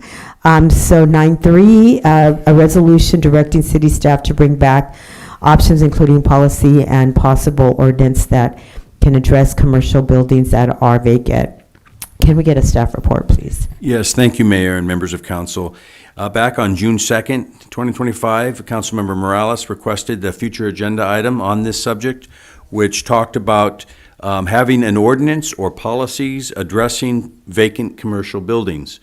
It's not that we've done nothing since that time, but we looked at our nuisance ordinance, and we provided some information that you have seen as one of the ways to look at it, but we wanted to do this the right way and bring it back with possibilities for addressing issue, but and I'll be quiet here in a moment to hear from you on what those look like. Does it look like a new ordinance? Does it look like policies? So we need to hear from you on that. But a lot of this has to do with when a commercial business leaves or vacates a building, you have health issues, safety issues, you have a vacant building, you have blight, you have all these things. Other Bay Area cities have handled it by making buildings register, for example, or to pay an annual fee on buildings, because I told Councilmember Morales that I would provide some of those just brief general examples before you guys think about this, talk about it, give city attorney and myself some direction on what possibly could come back. And that's, so we're not solving the problem now, but we are putting on you what you think can look like. I know the most, the vacant building in our community happens to be a Halloween site every year, the last few years. And so that's one site. But we want to be responsive to Councilmember Morales and all of you. And so with that, we want to listen. So, okay, thank you, Jim. Go ahead, Councilmember Morales. I'm sorry. Go ahead. So many of our residents know, anybody that moves here, they're like, why is Kmart always empty? And so, and that's true of a couple of different areas within our community. There's a lot of folks that are like, can we do a bowling alley there? Can we do something for the kids, for the teenagers? Can we do something for families? And so in other cities, they have commercial buildings register and pay fines or fees when it's not occupied. And so they disincentivize owners from leaving it empty. So some owners actually benefit if it's empty. They get tax write-offs. It may not be a benefit to them to have them occupied. We know that having the Halloween store, it was a hassle. I'm sure some of you got calls, but they're like, we couldn't get it open in time. We couldn't get it to the, to the maximum number of folks that we could. So there's a lot of challenges. I'm looking for something so that we can incentivize owners to actually open it up to anybody, right? So that our community can actually benefit from having those places occupied versus it being empty intentionally and not being utilized. We have so many different needs in our community. We're a small community, but there isn't a lot of things for our children, our residents to do. And so I'm looking for ways that the city can be creative and look for a way that we can create, whether it be a policy or an ordinance or anything else, to incentivize owners to occupy it, even if it's for like resource fairs or, special events or, anything really. But instead of it being an incentive to leave it empty, let's look at a way to incentivize them to have it be filled with something that the community benefits. So that's my ask of this council for that consideration. Okay, thank you for that. Comment, question, comment. Go ahead, Councilmember Resendez. Thank you, Mayor Stevens. Thank you, Councilmember Morales, for that explanation. Here's my one question to start off with. Which department is going to be heading the workload on creating this policy? The legal department. Okay. Okay. Well, I can certainly, the city attorney's office can certainly draft the policy, but with respect to implementing the policy, that's going to have to be a city department. Which one would that be? That is up to Code? the city manager. Planning? It would most likely be code, because we would need them out and about and noticing any code violations. This would be one of those, yes? Okay, here's my thing, Councilor Morales. I'm all about incentivizing businesses. It seems a little punitive to me. And I know there's been challenges in the past, like with the ordinance that happened in Watsonville's Kmart. So I'd like to look into that. My ask, number one, is if it's going to involve any workload, if it's going to involve any work time that's going to cost us extra cost from taxpaying citizens, everything costs us cost, right? Too much extra cost. And number two, that it's going to take time away from the planning department on focusing on the last item we just talked about. That's what I'm concerned about. Number three, we have an MOU with HDA. They happen to be here. Sorry to put you on the spot. They happen to be here. What does the language in the MOU say about partnering with our stakeholders in the community? And what are they doing? Are they already working on something? Like, I think that we should explore other options that are not so punitive, because I don't want to come off as anti-business. I think that we want to, it's a really gray area, Councilmember Morales. I don't disagree with you. I'm not saying that I won't go that route, right? But I just think that we need to explore all the options. And I'm leery of, number one, punishing or decentivizing business when the intent is to incentivize more business, right? So I want to look at models that work. And then second, I'm leery of taking away from staff time because we have such little resources and we're working on other things. And number three, what do our current MOUs with our community stakeholders say? And can we leverage those to explore the options that you're talking about? I hope that makes sense. Yeah, if I may, Mayor, may I respond? So I don't disagree that resources should be, our general plan and housing elements must be prioritized. That's a must, not a should. It's a must. I'm looking at, can we bring it back with research? The city of San Francisco is doing a great job. It's economic development. It's not decentivizing. It's saying if you had property, Roland, and you have greater benefits from leaving it open than to have it occupied a month, a year, right? That was a choice. Well, how can we make it being occupied most of the year more attractive than leaving it empty intentionally the majority of the year? That's all I'm asking. What does that look like? So this is a great opportunity to involve our community partners, HDA, our residents, because I can tell you this, in my district, I can tell you that people want to volunteer, right? They had to quit their jobs because it's too long a commute and they have small children. Kids are riding their bikes. People are concerned about that, safety. And really, kids don't have much to do, or supervised in terms of what they can do, right? And so you do have that Tay youth too, that we need to engage our community in a very different way. This is one of many opportunities to do that. All I'm asking for is, can we see what other jurisdictions, can we engage in a conversation with our communities to see if they have any ideas? But at the end of the day, that's what government can do. We can set policy to say, can we make it more attractive to have somebody occupy it most of the year versus only once a year, maybe? Because right now it's more attractive to leave it intentionally vacant. That's the only ask. Okay, one quick question. Thank you. And I'm 100% with you. I just asked three things. Number one, that it doesn't cost the taxpaying citizens too much money. Remember, we're in a budget deficit. Number two, that it's not punitive, that it's not punitive, it's really incentivizing. Because I think some business owners might be like, yeah, well, this is punitive to me because, you know, I blah, blah, blah, blah, blah, whatever the circumstances. And number three, that we leverage the existing MOUs with the community stakeholders that we have in existence. And some that we don't. Talk to the chamber. Even though we don't have an MOU with them, talk to them and see what they're willing to offer in those terms. That's all I'm saying. Okay. Thank you. Jim, you wanted to make a comment? Go ahead. Thank you, Mayor. I always wonder why I'm sitting by the city attorney, but now I know why. You took a member tonight, Mr. Hernandez, for the Business Advisory Commission. If we all, as council members, let's fill that commission, and maybe they have some of the ideas or can do some of the homework that Councilmember Morales is suggesting, what could be done, what could work in our community. And so I think that's also a suggestion that could work. Yeah, good point. Yeah.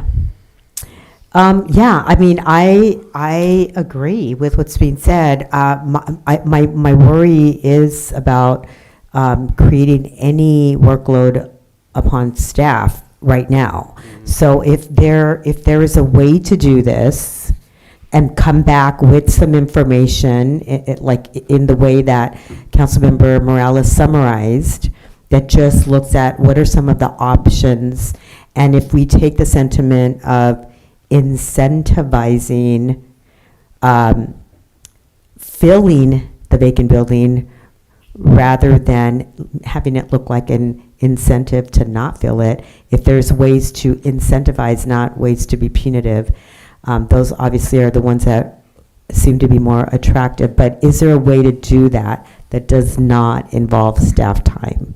And then bring it back to the council with some of that information at a later date. Yeah, Jim is shaking his head, Oh, and I'm looking will- at Jennifer as well. I certainly can work with the city attorney, work with the member who provided this request, and see what we can bring back. And maybe we take small bites at a larger problem and we bring back incremental type of suggestions. So, Yeah, yes. yeah. And I mean, I think the idea of reaching out to HCA is good too. However, we're looking at buildings and businesses throughout Hollister, not just simply in the downtown. However, if they can in any way provide any additional support or information, that would be great as well. So, okay, so is that it? Okay, so let me just check in with everybody. Is everybody okay with that, that direction to like explore what's out there, bring it back, not involve staff time, and then check in with HDA? Mayor. Wait, hold on. Jennifer, you're looking at me bewildered. Oh, I just don't know if you've called for public comment on this item. Oh. I don't think that you have. Did we? No, I'm sorry about that. Okay, let me take your comment, Councilmember Resendez, then we'll go to public comment. I apologize. Thank you for. I was just going to say I really like what either the city manager or the city attorney suggested about like making this the first project for the business advisory commission, right? Because that will, I think, address. You're going to have input from them. I don't want to go on and Yeah, belabor it. I mean, I think that's good too, and I also want to make sure that we get those filled, but I think we can do some legwork in advance of that. So, okay, so let's go to public comment, and then we'll come back and finalize this item. Okay, and there are no public comments for this item. Okay, thank you. Okay, so I think we're done. I think we're good with this. Any additional instructions? I think Jim and Jennifer seem to get the gist of what we're trying to get. Councilmember Pache, did you have one last comment? Just one last thing. So businesses have capital and they generally don't let it just sit vacant unless there's a reason. Kmart was the last occupant of that building, and it's still going through bankruptcy, and there's still some outside of the country operations, and they're potentially merging with Sears. This is kind of a relic. The reason it's not a Halloween store is because it's likely that it's still being kind of paid for. But to Councilmember Morales's point, once these things have all gone through, it's possible that it becomes something else. And I totally agree with everybody. Great opportunity for the Business Advisory Commission to start thinking about it now. What could it possibly be?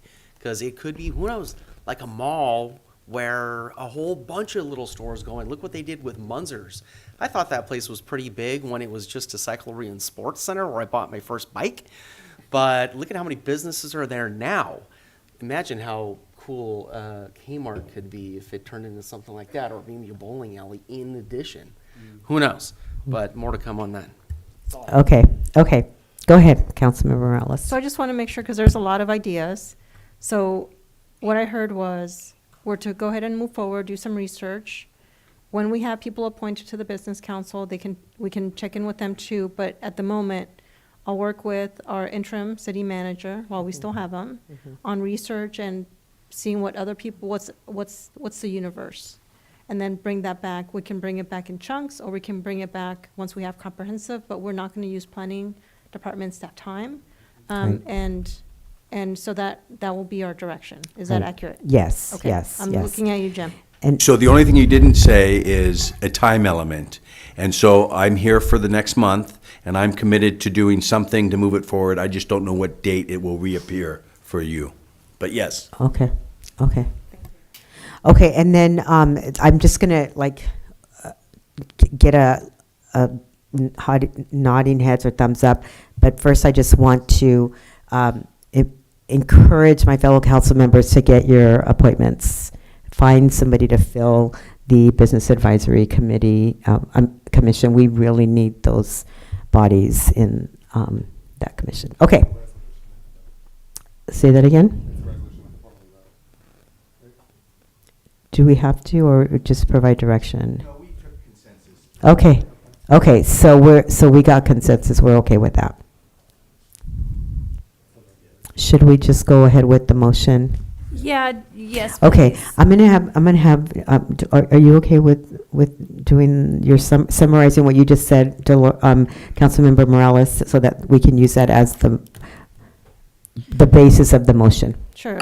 So I make a motion to move forward with doing research with the interim city manager and/or designee for reviewing alternatives or options for commercial empty building locations within the city of Hollister, to bring either in, I don't want to say chunks, in pieces, stages, thank you, to the city council, and then to check in with our commission, with our business commission, once they're up and running. I second. Okay, okay, thank you. And so all in favor, say aye. Aye. Aye. Any opposed? Okay, so now we have a formal motion on that one. Okay, great. Okay, and then our final item on council business is 9.4, discussion of special events and banner permit fees. Can we get a staff report, please? Yes, give me just a second to finish the last item here. Okay, so, hi all, Jen Woodworth, City Clerk. So I'm bringing this item forward to you today. A little bit of a background and then some possible discussion options for the City Council related to the city's special event and permit permit fees, and also potential recouping of costs related to those events and banners. So the process for, oh, and I hit the wrong button.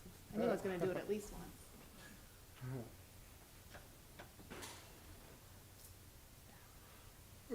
There we go. Okay, so Hollister Municipal Code 12.36 outlines the application and approval process for our special event permits. All event applications are reviewed by various department heads and require approval from the police chief. The banner applications are reviewed and approved by the city clerk, so we handle it for that one. The street closures that are outlined in that section of municipal code, they include for parades, block parties, farmers market, and then other various events that may occur on the city streets within the city. So sometimes it's a neighborhood, sometimes it's downtown, most often it's downtown. That also includes various requirements such as a 72-hour notice for no parking signs. A 7-day notice is required for any affected businesses and residents to let them know that the street closure is going to affect them. And then you can't quite see it, but it also does require a signature from a majority of the affected residents and businesses, so that no one gets surprised when they try to go outside their house on a Saturday morning and there's a parade going down the street. Typically, street closures are done using K-rails or other city vehicles or a mixture of both. Previously, the city used bike racks more often than K-rails, but in recent years and months, we've moved towards the K-rails for safety concerns, which are outlined in the staff report. Those K-rails are staged typically the day or 2 days prior to the event, depending on the number of K-rails needed. Also, we sometimes will use a street sweeper after an event. And then also just a note for all of you that many events do occur after hours, so we do incur overtime costs for our staff to be able to do all of that work. Currently, the city does have a $112 application fee. This has gone up from $100 in the last couple of years with the various adjustments to the fee schedule that you've made across the board for all of your different fees, but that is currently the only fee that is charged related to any of our special events permits. So just to give you an understanding, the municipal code does state that you can charge an application fee. It also says that the ordinance states that the city can recoup departmental costs for staff and resources. So what that means is we charge an application fee, that is for the review of the application, but we haven't been recouping any of the actual costs to the city to put on any of these different events related to staff and resources. So in working with all of our different departments that are included in this and also with our finance department, we determined what the actual costs to the city were for various types of actions and activities that go on with these events. So these are the actual costs associated with street closures. So that application review and processing, while we only charge $112, the actual staff time that it takes for your various department heads and staff members to review it is actually $772.27. This is every single application that we get for all of our different events during the year. In order to place the K-rails for it, if you have a smaller event, you only need 8, 16 for some of the larger events. The rally actually required 45, just to kind of give you a perspective, but that was a much different layout that we were handling. Some of the different after hours downtown events, this is only from San Benito from South to 5th, and it can back up to Hayden. It's about 6,800. The parade loop, which includes going down San Benito from Nash all the way down to 5th, back up Monterey to Nash. You can see that this is actually a smaller dollar amount because these are related. This is the homecoming parade. This is really what this one's related to, which is done during hours. And so that's why it's a little bit less. Street closure during business hours, you can see, and then if it's after hours or on weekends. I'm unfortunately not done yet. There's also the Saddle Horse Parade has additional fees related to it. This is due to additional patrol that's needed during the Saddle Horse Parade and also additional cleanup due to the nature of the parade. And then the farmers market setup, just wanted to kind of let you know, we call this one out separately because it doesn't include additional K-rail setup and staging because those are set up and staged for the entirety of the summer or during that period from April to October, I believe it is. So it's actually a lower cost than what it would be for a typical downtown closure. So these represent the actual costs to the city with regards to these different events. And then as you saw in the staff report, it's not just, we do recoup some of the costs related to the application fees, but as you saw in there, we're out over $100,000 in our special events. So in addition to our special events, we also have the street banners. It's, as you've seen, they go across San Benito Street, only for nonprofits, 2 weeks, first come, first serve, and they're hung and removed by city staff. This one has a $169 application fee. Again, that is only to cover the review of the application, checking in on various nonprofit status and such as that. The actual cost to the city for hanging and removing the banner is about $313 for a total of $482.50. So with regards to the city's fiscal and budget policies and user fee cost recovery goals. So the city has already adopted these fiscal and budget policies that the cost recovery goals are based on the cost of delivering the service, including the direct costs of staff, the materials, also the administration. So those review of those applications, processing of checks, all of that is included. The maintenance of the vehicles, the forklifts that are required for the K-rails. However, in addition to wanting to have that cost recovery goals, we do acknowledge that there is additional benefit to the community versus a special service that may just be for an individual. And so when you have these activities that are of benefit to the entire community, the city council's policies on fiscal and budget does allow that you do a lower cost recovery instead of the full amount. So as such, I am bringing forward an option to, rather than do a full cost recovery, to consider 50% option. For most of our events, they are either nonprofit or partners with government agencies. And so to offer a 50% discount to those nonprofit partners and government agencies so that they can have that lower amount, because again, this is for community benefit and we want to be able to continue them. So I do have all of those different services discounted by 50%. The application review and processing stays the same because that's an internal process that doesn't really change no matter the type of event it is, be it for the community or if it's for an individual corporation that's putting on an event for themselves. So that, again, that's just 50% of each of those that you already saw. The banners are only for nonprofits. So rather than have two different fees, I would suggest going ahead and doing a single fee, which represents that 50% discount to the hanging and the removing of the banner, which comes to $325.75. So I want to give you an idea of some sample events. What this might look like. So homecoming parade, as I mentioned earlier, there's application fee.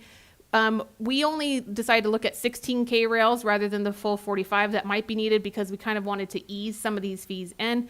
Also, when you're closing off the streets, if you're closing it off at only for San Benito versus Monterey, you're typically going to use similar number of K-rails because you're just going to block it on the outside limits of it as opposed to just at San Benito. It would be a loop parade during business hours. The total cost to the city would be $59.80.91, but then that would be subsidized for the staff or the different, setup and removal costs down to $33.76. The Veterans Day Parade, again, another nonprofit organization. This one is a smaller parade, so you would need half as many K-rails. It would just be the street closure downtown. And so $519, again, total cost of the city would be $21.80, but we would subsidize that, making it a cost of $14.76. And then finally, these costs are when you have more street closures. However, you can also have events that are public events, but are not requiring any street closures. So this is one, the Food and Wine Stroll. It occurs in the sidewalks. There are no street closures involved. So this would be only that application fee. Just wanted to give you some different sample ideas of what this would look like as it would be applied to some of the events that we do have in the city. And with that, I'll take any questions. Okay, thank you for that, Jennifer. So any questions or comments from council? Councilmember Resendez, go ahead. Thank you, Mayor. So do you know what the estimated cost? I think you said $100,000 a year is. It's more than that. I'm trying to find. I've got a lot of research. I'm trying to find the actual number. I want to say it was 118. Okay. Somewhere along those lines for last fiscal year, and then it is looking to be a little bit higher this current fiscal year because, costs go up is basically the reason for it. Have we been budgeting for this? No, I'll let interim city manager. Yeah, so, no is the answer. We are subsidizing many of these events to a great degree. Okay, so it's not included in our annual budget? Not in your fee increases now. Not the fee increases, but our budget, department budgets, like our. There's a much smaller portion that's in special events, but it's really small. Right, and so the way that it's budgeted for it is it's staff time by and large. And so this is staff time that could be using other things, working on other projects. Sure. Providing other services that may have had to be cut in recent because we didn't have the funding for it, things such as that. So staff time is budgeted because we have general fund dollars, but this is not specifically budgeted for. Okay. Do you know, have you looked at what other cities do? Yes, we have. So many of the other cities surrounding us and nearby, Seaside, Gilroy, Half Moon Bay, Morgan Hill, various other ones that we have looked at, they do often charge an application fee, but then they charge the full cost recovery for it. So you may have a $600 or $700 application fee for all of that review, but then they have a full cost recovery that they are recouping the cost that way. Okay. This is hard for me because there's definitely a community benefit and there's definitely a benefit to the businesses too, right? But at the same time, we have to be fiscally responsible. So if we were to, for me, like if we were to increase, I think you said like $100 to like $3,000, that could like limit some of these events from not happening. Yes. That, right. to me, go is ahead. Sorry. very concerning, number one, because I think that we do generate revenue, especially when there's that many people downtown, and we're not capturing that. We need to be better at capturing that. Let's be honest, right? So we have to look at capturing what that revenue looks like. I'm not opposed to increasing it, but I don't feel comfortable increasing it by that much, not even the 50%. If there was a way we can titrate up year after year, so it's not just like a major impact and a major blow to where this might just stop some people from having events altogether, I might be okay with that because I think we have to be responsible. But again, we're not really looking at the sales tax that's being generated through the downtown businesses. And it is our job to provide some of these services and some of these long-standing traditions for the community of Hollister. So it's not an easy one. No, absolutely not. And my recommendation would be that we do phase it in and to do it at around 10% of the fees per year until we get to that full cost. However, still keeping the 50% discount for government agency and nonprofit organizations. So we'll still continue subsidizing, but we'll be able to recoup some of those costs from those organizations. And again, for-profit organizations and businesses, they would be charged the full amount. Which we really don't have for-profits. That is correct. And that's why, it's really never going to get to that full recovery, but we wanted to make sure we had both options. So you're proposing, and I like what I'm hearing from you, is that we titrate it up at 10% to the 50. So what would that look like for one of those examples? Do you have something like that, or generally speaking? I have it, but I couldn't do it for all of the different options. So for example, for the $112 to get up to the $772 that it costs, it would take roughly 9 years to get up to that, going at 10% a year. That sounds fine to me, but then that sounds fine to me, honestly. And the other thing is, by the time we get there, costs are going to go up way more than that too. But I'm okay with moving up, but gradually, so that we're not targeting like nonprofits, and that we're not taking away the benefit that this has for the community and the businesses. Absolutely. And then I would also say that the council can consider it's the 10% plus whatever increases we do across the board. So it might be 11% one year, it might be 10% one year, it might be 12% another, because we want to try to keep pace with it, because you don't want to continue to stay far behind because you're never quite keeping pace. Okay. I'm willing to try it. I think it's the responsible thing to do. Thank you. Okay. Other questions or comments? Go ahead, Councilmember Morales. Do we know from the last 5 years which organizations are going to be impacted? So we know HDA, we know like the high school, we know the Farmers Right Saddle. So we should have a comprehensive list. And then did we reach out to them? Yes, I did. That's actually why HDA and Omar is here tonight, because I did reach out to him. They are a vast majority of it, having, which we talked about it earlier tonight, between 5 and 7 events a year. Additionally, the city puts on many events, and which, depending on the year and depending on our funding, some have been able to go forward, some have not. Additional ones are more one-off. Sometimes it's a block party. We have the San Benito Foods that closes the street for their canning season. We have the Red Ribbon Run, various other ones that we do. Again, some of these are in partnership with nonprofits or in partnership with other government agencies. And so we could make that determination of how we split the cost with them as we partner with them as well. So HDA is definitely the one that is most affected by this, these potential changes. So when we do our yearly budget, so the city gives HDA money to do a lot of these separations. So it's like a circle. So how much do we give them? 100,000? 150,000? 90,000? So, and some of that were for these fees, because previously we would waive the fees, and then, you know, our previous city manager was like, in order for us to make sure that we're doing audit and adhering to accounting principles, we have to say, we're going to give you, you know, I remember what we gave you, $10,000-$20,000 for the fees. Up to 20. Up to $20,000. So I'm gonna just, hold on. So instead of having a conversation with Omar, I'm gonna ask Omar to come to the podium. And if we wanna ask, and I'm pointing him out specifically because obviously we are asking about his organization, HDA. So let's do this. Are you okay with that, just standing there and then maybe answering some questions Yeah. as they come up? Okay. Yeah, absolutely. Okay, go ahead. So then that way, and then that way the public can also hear that it's not just coming from the chamber. So, okay, so let's just do that. Thank you. Okay, and I did just want to, I had too many spreadsheets in front of me. So for the last full fiscal year, we did subsidize 127,752. Currently this year, we're on par to subsidize around 186,000. Part of that is related to rally closures. Like, we had different events. So the events kind of fluctuate from year to year. And so that's what it is. So I just wanted to give you the numbers now that I have them in front of me.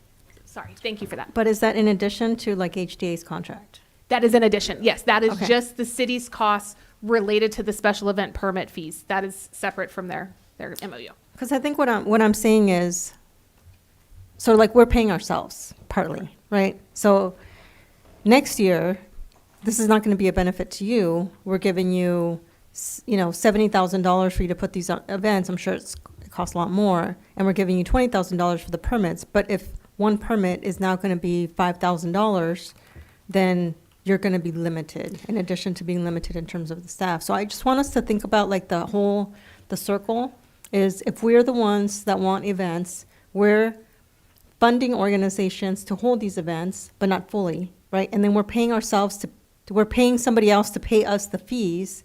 It's a circle. And so the analysis where I think you have it, but it's not in your PowerPoint, is here's who's impacted, here are the costs, here's the community benefits, here's the sales tax, right? Here's the sense of, so one of the most beautiful things, in my opinion, of our community is the fact that people come out for like, what was that parade, the winter parade? Lights on. Thank you. Lights on, thank you. That was huge, right? We can't measure that in money, but that was such a wonderful feeling and a sense of community and safety and brother, sisterhood, siblinghood. So I just really want us to think about the overall cost of both being fiscally responsible, making sure that we are adhering to our policies, and also, what does this truly mean? Because next year, we don't want to say we had one event. But what does that cost to the community? And that is going to be the question at the end of the day. Is the policies that we put in place, what is going to be the underlying outcome, not just financially, but in terms of our community and the spirit of the city of Hollister? Yeah.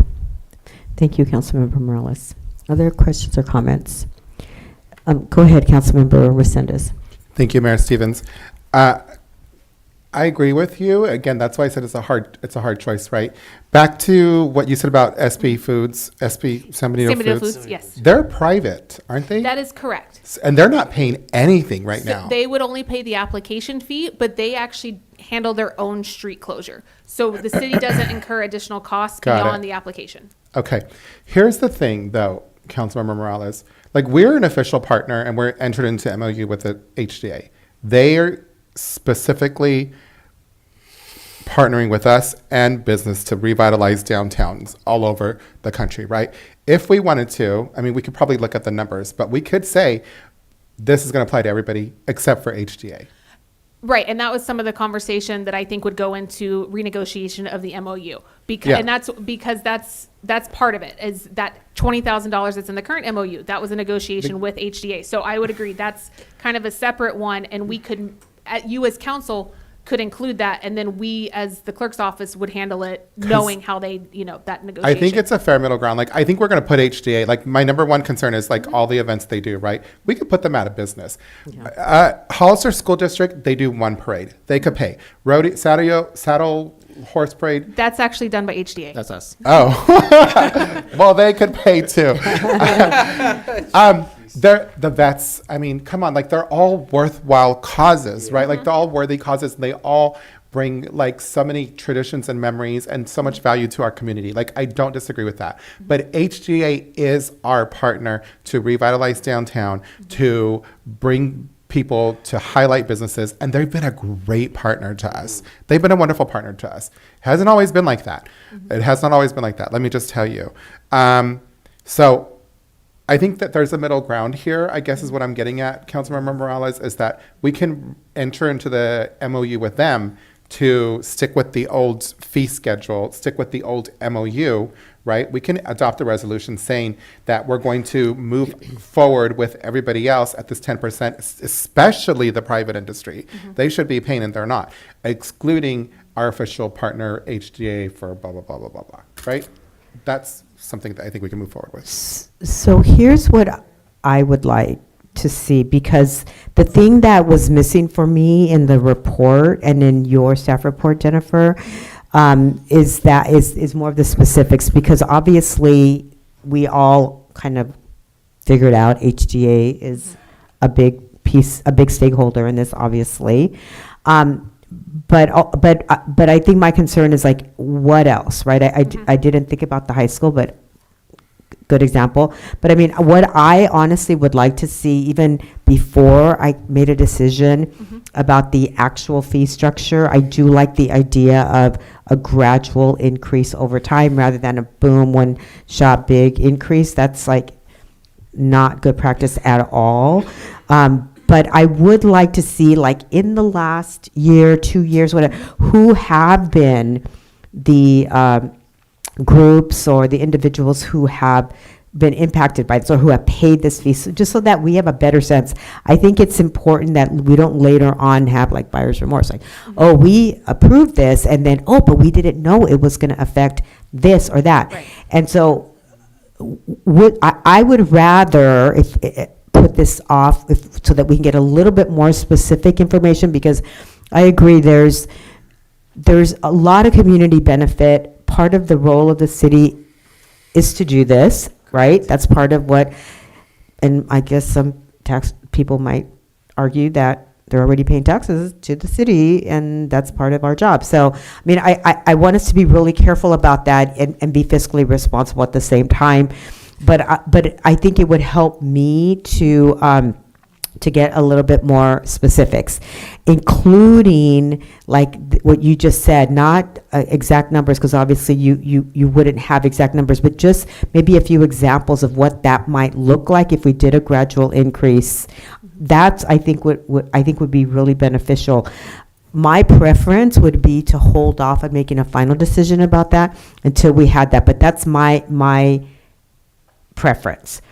So, what do you think? No, absolutely. So I do have a very large spreadsheet of what all of the events for the last, since July 1st, 24 to present day, what those would actually cost the city. I honestly didn't include it because I didn't feel like there was enough context of it without having this conversation, without having talked to a stakeholder, our main stakeholder in this, prior to the meeting. So that's why I didn't include it, but it's something that I can send out to the full council.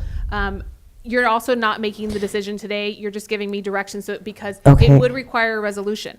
Another option is to go ahead and, whenever you're ready to adopt the fees, and it would come back as a resolution, but decide that they're not going to actually go into effect until July 1st with the rest of the fee schedule when it goes into effect. So you have different options that you could look at. And then also that gives us the opportunity to reach out to all of our different event organizers that I've got on my list here for the last year and a half or so, to let them know in advance, this is what your event would cost going forward. And again, we would do that 10% plus whatever the kind of, it's not cost of living, but whatever the gradual increase the city does, so that we could try to start catching up.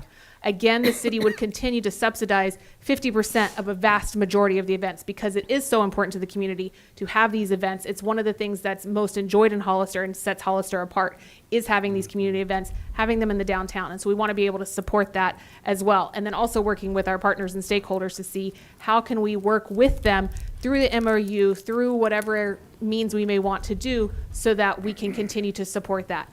I unfortunately won't have definite sales tax information, because as we saw with the rally, it's hard to very much pinpoint this event brought in this amount of dollars. So I can't give that data. I won't be able to gather that, but we can look and see at what it would look like for all of these different events, how that phased in would look, and I can provide that information that I've already gathered. Okay, and thank you for that. And I would appreciate getting the information is on this. I'm not sure what that spreadsheet looks like. I've seen spreadsheets and they're a little scary. So I would ask that if you could send a version that summarizes the individuals, the groups, organizations, maybe an indication if it's a nonprofit or whatever it is, and then have like a summary of like the number of requests or something like that. I mean, I would appreciate that more than just like an enormous spreadsheet with all the applicants. Those can sometimes be a little daunting. Yeah. I'm with you. It just Okay. has the actual name of the event and which fees would apply. Okay, But and yes, then I'll, maybe- I'll boil it down more for as you mentioned. Yeah. And then maybe you could add that as a supplemental document in case anybody else wants to dig a little bit deeper. But I do know that you can get a little like cross-eyed just trying to make sense of some of these spreadsheets with a lot of detail. Absolutely. I think that would really help. And then that's what I would like to see before I even like give any further direction. That's my comfort level right now, but I want to check in with my fellow council members. Go ahead, Councilmember Resendez. Thank you, Mayor. And City Clerk, I don't expect you to get the sales tax information, but we have to be able to capture it. So, I know you guys were so kind to share your analytics with us as far as like cell phones and how many people were here for the rally and whatnot. But again, my caveat would be, because I know that they're our biggest partner, and again, we get unfunded mandates all the time, right? What I would suggest, what I would like to see moving forward is that when either with Jim or with the new city manager, we have to be able to get a study done or some type of system in place done to be able to see how much money we're bringing in with your events and with the biker rally. We have to do that. So we have to do this, right? So if we can get the HDA to partner with us, and there are 3 staff that have been working with them for years. I mean, Terry's been there for like 30 years, I think, right? Like if we can get these partners, like these true community Hollister-born partners. Gordon Machado was the first person of the HDA. Yeah, he founded it. Now he's our city treasurer. He was the what? I'm sorry, founding member. The founder of the HDA. Right. So there's some real true partnership and history and investment there. And I know that you guys put on the most events for us. But if we can get you guys to officially partner in some capacity, Omar, with the city on finding ways to paint that picture, because we need to do it. We need to justify to the community, yeah, we are subsidizing fees. Yeah, we are having biker rallies, but this is why. This is what's coming in response to that, right? That would be so helpful. Yeah, absolutely. Any information that we can provide, we'd love to share that with you guys. I think in the past, I mentioned to Jim and to the previous city manager that we were providing, the numbers of other people that attend our events throughout the year. We had that data information, so we were able to provide that and tell people, hey, we had almost 10,000 people for Lights On. We had almost 6,000 people for the street festival. So that's how many people come out every year to check out our events, and how many people stay post and pre, to all the downtown businesses, especially for these events. But we're going to need more. Absolutely. Yeah. We're going to need to see if we can go out there, and if we can partner. We'll have to pay for it, obviously, right? Yeah. With some type of a contractor or some type of an agency that exists out there that can show the dollars, the dollars that are being generated from the people that you guys are helping to bring down here. Absolutely. If I can, Mayor? Go ahead. A couple things. I do think we should hear just your opining on this generally, which we haven't heard tonight. It would be helpful. And I have talked to him, and we're going to meet next week, I think, maybe, because the analytics have temporarily gone away from what you've done, and we need to engage that, because it's a service that's very expensive, and we can talk about how we reinvigorate that analytics. Correct. So we had a contract with Placer AI, and so it expired in November, so we don't have that analytics going forward, but we are working right now and trying to bring that back and have that going again, so we have that. We're talking to some various stakeholders. The city of San Juan Bautista has offered to put some money towards that as well. We were talking to the city and seeing how we can partner with that and see how we can look at that as well. The cost for the program for the Downtown Association is $12,000. If the municipalities, like say the city of Hollister or the county wanted it, it'd be closer to $30,000. So we got a steep discount because we're smaller. We had a smaller footprint, but we get full data to all the events that we do, or just not here, pretty much throughout the United States.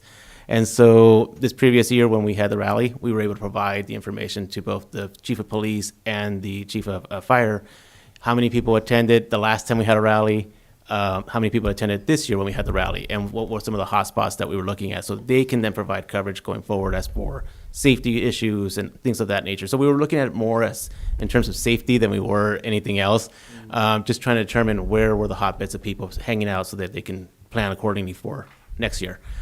So we are looking to bring back Placer. Again, that's a conversation that we were going to have with interim city manager and see where we were with that. But I think that information is extremely useful. It's going to be key, Omar, because obviously you hear from all of us, the general sense is that, we don't want to have to, we don't want, but we also know that there is a being fiscally responsible absolutely side of this. Yeah. And numbers like that are crucial for the public to hear, so then they understand with real data, right, the justification for why the city should give HDA this break, because this is what it brings to our city. And if we don't have that kind of information, then it's really hard for the public to fully understand the reasons why why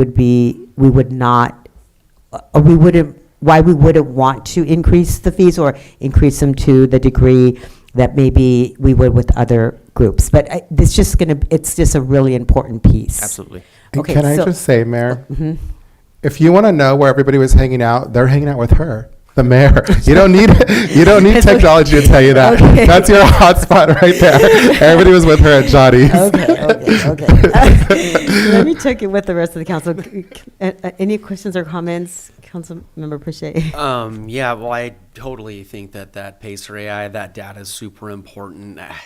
I totally cannot remember, but we were talking with the previous city manager, Dave Marion, and he said something about we were going to have more information about how the money cycled through and it stayed in the community for a little bit longer. The Super Bowl is an example. That Super Bowl example, it sounded pretty swell. Yeah, and I really was bought into that. So I don't know where that went exactly. I mean, I can reach out That's to a him and separate see. issue. Okay. We've talked to Jim about it, and there was some question about what. Yeah, but yeah, that's a separate issue from a complete. It's the feasibility study, but it's something.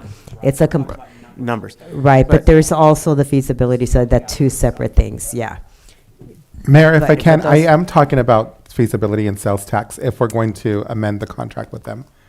Right, but I mean, what he's talking about is the feasibility study that we're talking about related to the rally. So that's like a different thing. That's a separate thing. But I mean, the two things are very important pieces of data that we need to share with the public, because we have to better inform the public about the benefit of having a lot of these events, like including, for example, farmers market, right? Yeah. That's a big weekly event that we have almost, throughout, almost the whole year, right? It's a very long period of time during the year that we have that weekly event, and, it's an important event. But let me check on this side. Any other questions or comments? Councilmember Morales, go ahead. No, I just want to make sure we stay on topic. Yeah. I think Yeah, we're Yeah. going off. Okay.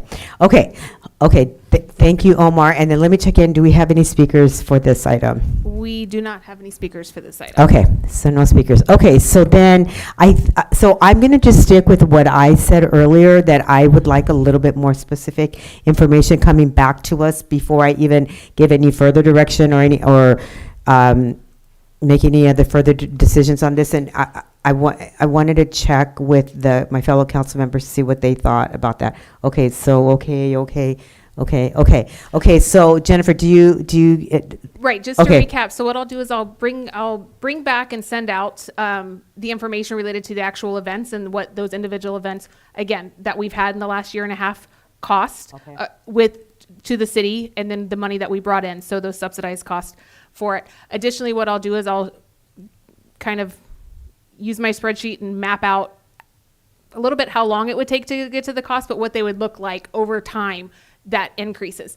And then we can bring that back. What the action that will be needed in the future, in the coming meetings, to actually adopt those changes to the fee schedule, because right now we only have those two fees, the two application fees. So we would need to add these additional rows to the fee schedule to break it down so that we're actually only charging costs related to those individual events. It's not a one size fits all, and we don't want it to be, because you shouldn't be paying the same for a small street closure as you do for a full parade. And so we'll bring those back after I get that additional direction. But what I'll provide is that 10% increase per year, and then what that looks like to the events that we've had for the last year and a half. And then we'll plan to bring this back in the not too distant future for you. Okay, good. Thank you. Okay. Mayor. Okay, last comment. Are we going to be able to separate HDA's events out from the other ones, given the information that you're going to provide to us? That is, so I already have it kind of on mine broken out, but that's Okay. part of the MOU negotiations and conversation. This is setting the fees for Okay. the fee schedule. If you want to include that in those upcoming negotiations, that is something that council is more than welcome to do, and to give direction to the city manager during those negotiations. Exactly, thank you. Yeah, I Okay. mean, it's just going to be information that we're going to get, and then later we're going to make decisions about what to do with that information, right? That's just what it would be. Okay. All right, I think we got it then. Okay, all right, thank you, Jen. Thank you. Thank you, Omar. We appreciate it. Okay, so let's move on. Next item, informational reports, committee assignments. So any council members have anything to report on this section? I'm not sure if there were any meetings that happened since the last time that we met, so let me just check this side of the diet. Oh, go ahead, Councilmember Morales. Yes, I will need to have the Council of Aging reassigned, please, for consideration. Okay, so we had a Yeah. discussion before the meeting. Yeah, okay. So we're gonna have to figure that one out. I mean, again, the issue that Councilmember Morales raises is that the time and dates of these meetings conflict with work schedules, and everybody here works generally full-time. I'm the only one that has a more flexible schedule.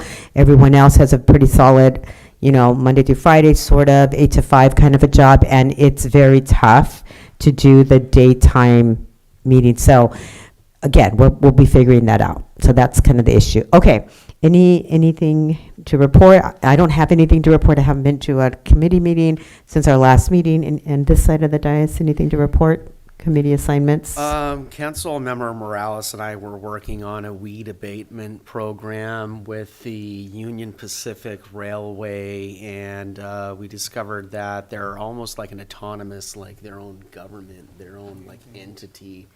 And once those weeds detach, I don't know if anybody's seen the tumbleweeds, but they're kind of a huge problem. They literally are massive. They're like bigger than me. We abated them last year, interim city manager, thanks for all the hard work, and we got our city staff working on that, and we abated them this time, but we're going to look for a longer term solution as far as like just eradicating the seeds that they leave behind, because it's literally every year. So there were no meetings for December to report out on, but that's just a sidebar project. You haven't seen the tumbleweeds all across. You've seen them. They were on California 25. I mean, they're an eyesore, first of all, and they make us look kind of podunky, and I really don't like that at all. It vexes me greatly. But they're actually a nuisance beyond just vexing Councilmember Pache and Councilmember Morales. They literally could caused a traffic incident. So we cleaned them up for now, thanks to the city, city staff and public works and city manager, but we'll work on that moving forward to see how we can just abate them for good. Okay. Thank you for that report. Anything else? Councilmember Morales, Resendez, anything else? No, okay. Okay, so let me turn it over to Jim, city manager report. Anything to update us on? Thank you, Mayor, and I just want to thank you all for having a near 1st of January meeting. It was a very busy meeting. It was a necessary meeting. It wasn't on the calendar 2 or 3 weeks ago, and I have nothing to report outside of this because everything I reported with you is transparent in this meeting, et cetera. And so I think it's a good start to the new year. That's all I have. Okay, great. Thank you for that. Okay, so I'm going to move to adjourn. Mayor Stevens, go ahead. sorry for the interruption. There is one item that was a council member request from Councilmember Morales. Oh, sorry about that. I skipped right over that. I apologize for that. Yes, go ahead, Councilmember Morales. Yes, this is a request, made the request last meeting, so this time I've submitted my form, requesting to change the council meeting, keep them Mondays, but instead of every first and third, make them to second and fourth, same time. That is my request. Okay, any questions or discussion about the item? Go ahead, Councilmember Resendez. Are we having the discussion now, or are we just agreeing to have the discussion later? Right, Yes, it's just for the agenda, it's to put it on the agenda. Okay, yeah, I'm fine. Okay, with that. okay, so it's okay to get, are you okay with this on the agenda? You okay? I'm okay. Okay, so future agenda, we will discuss this. Okay, so now we will be moving to adjourn, and I did get a request to adjourn in the honor of a former city manager, Roger Grimsley, who passed away over the Christmas holiday, and so we just want to adjourn in his honor and thank him for his service to the city. Okay, so we're adjourning.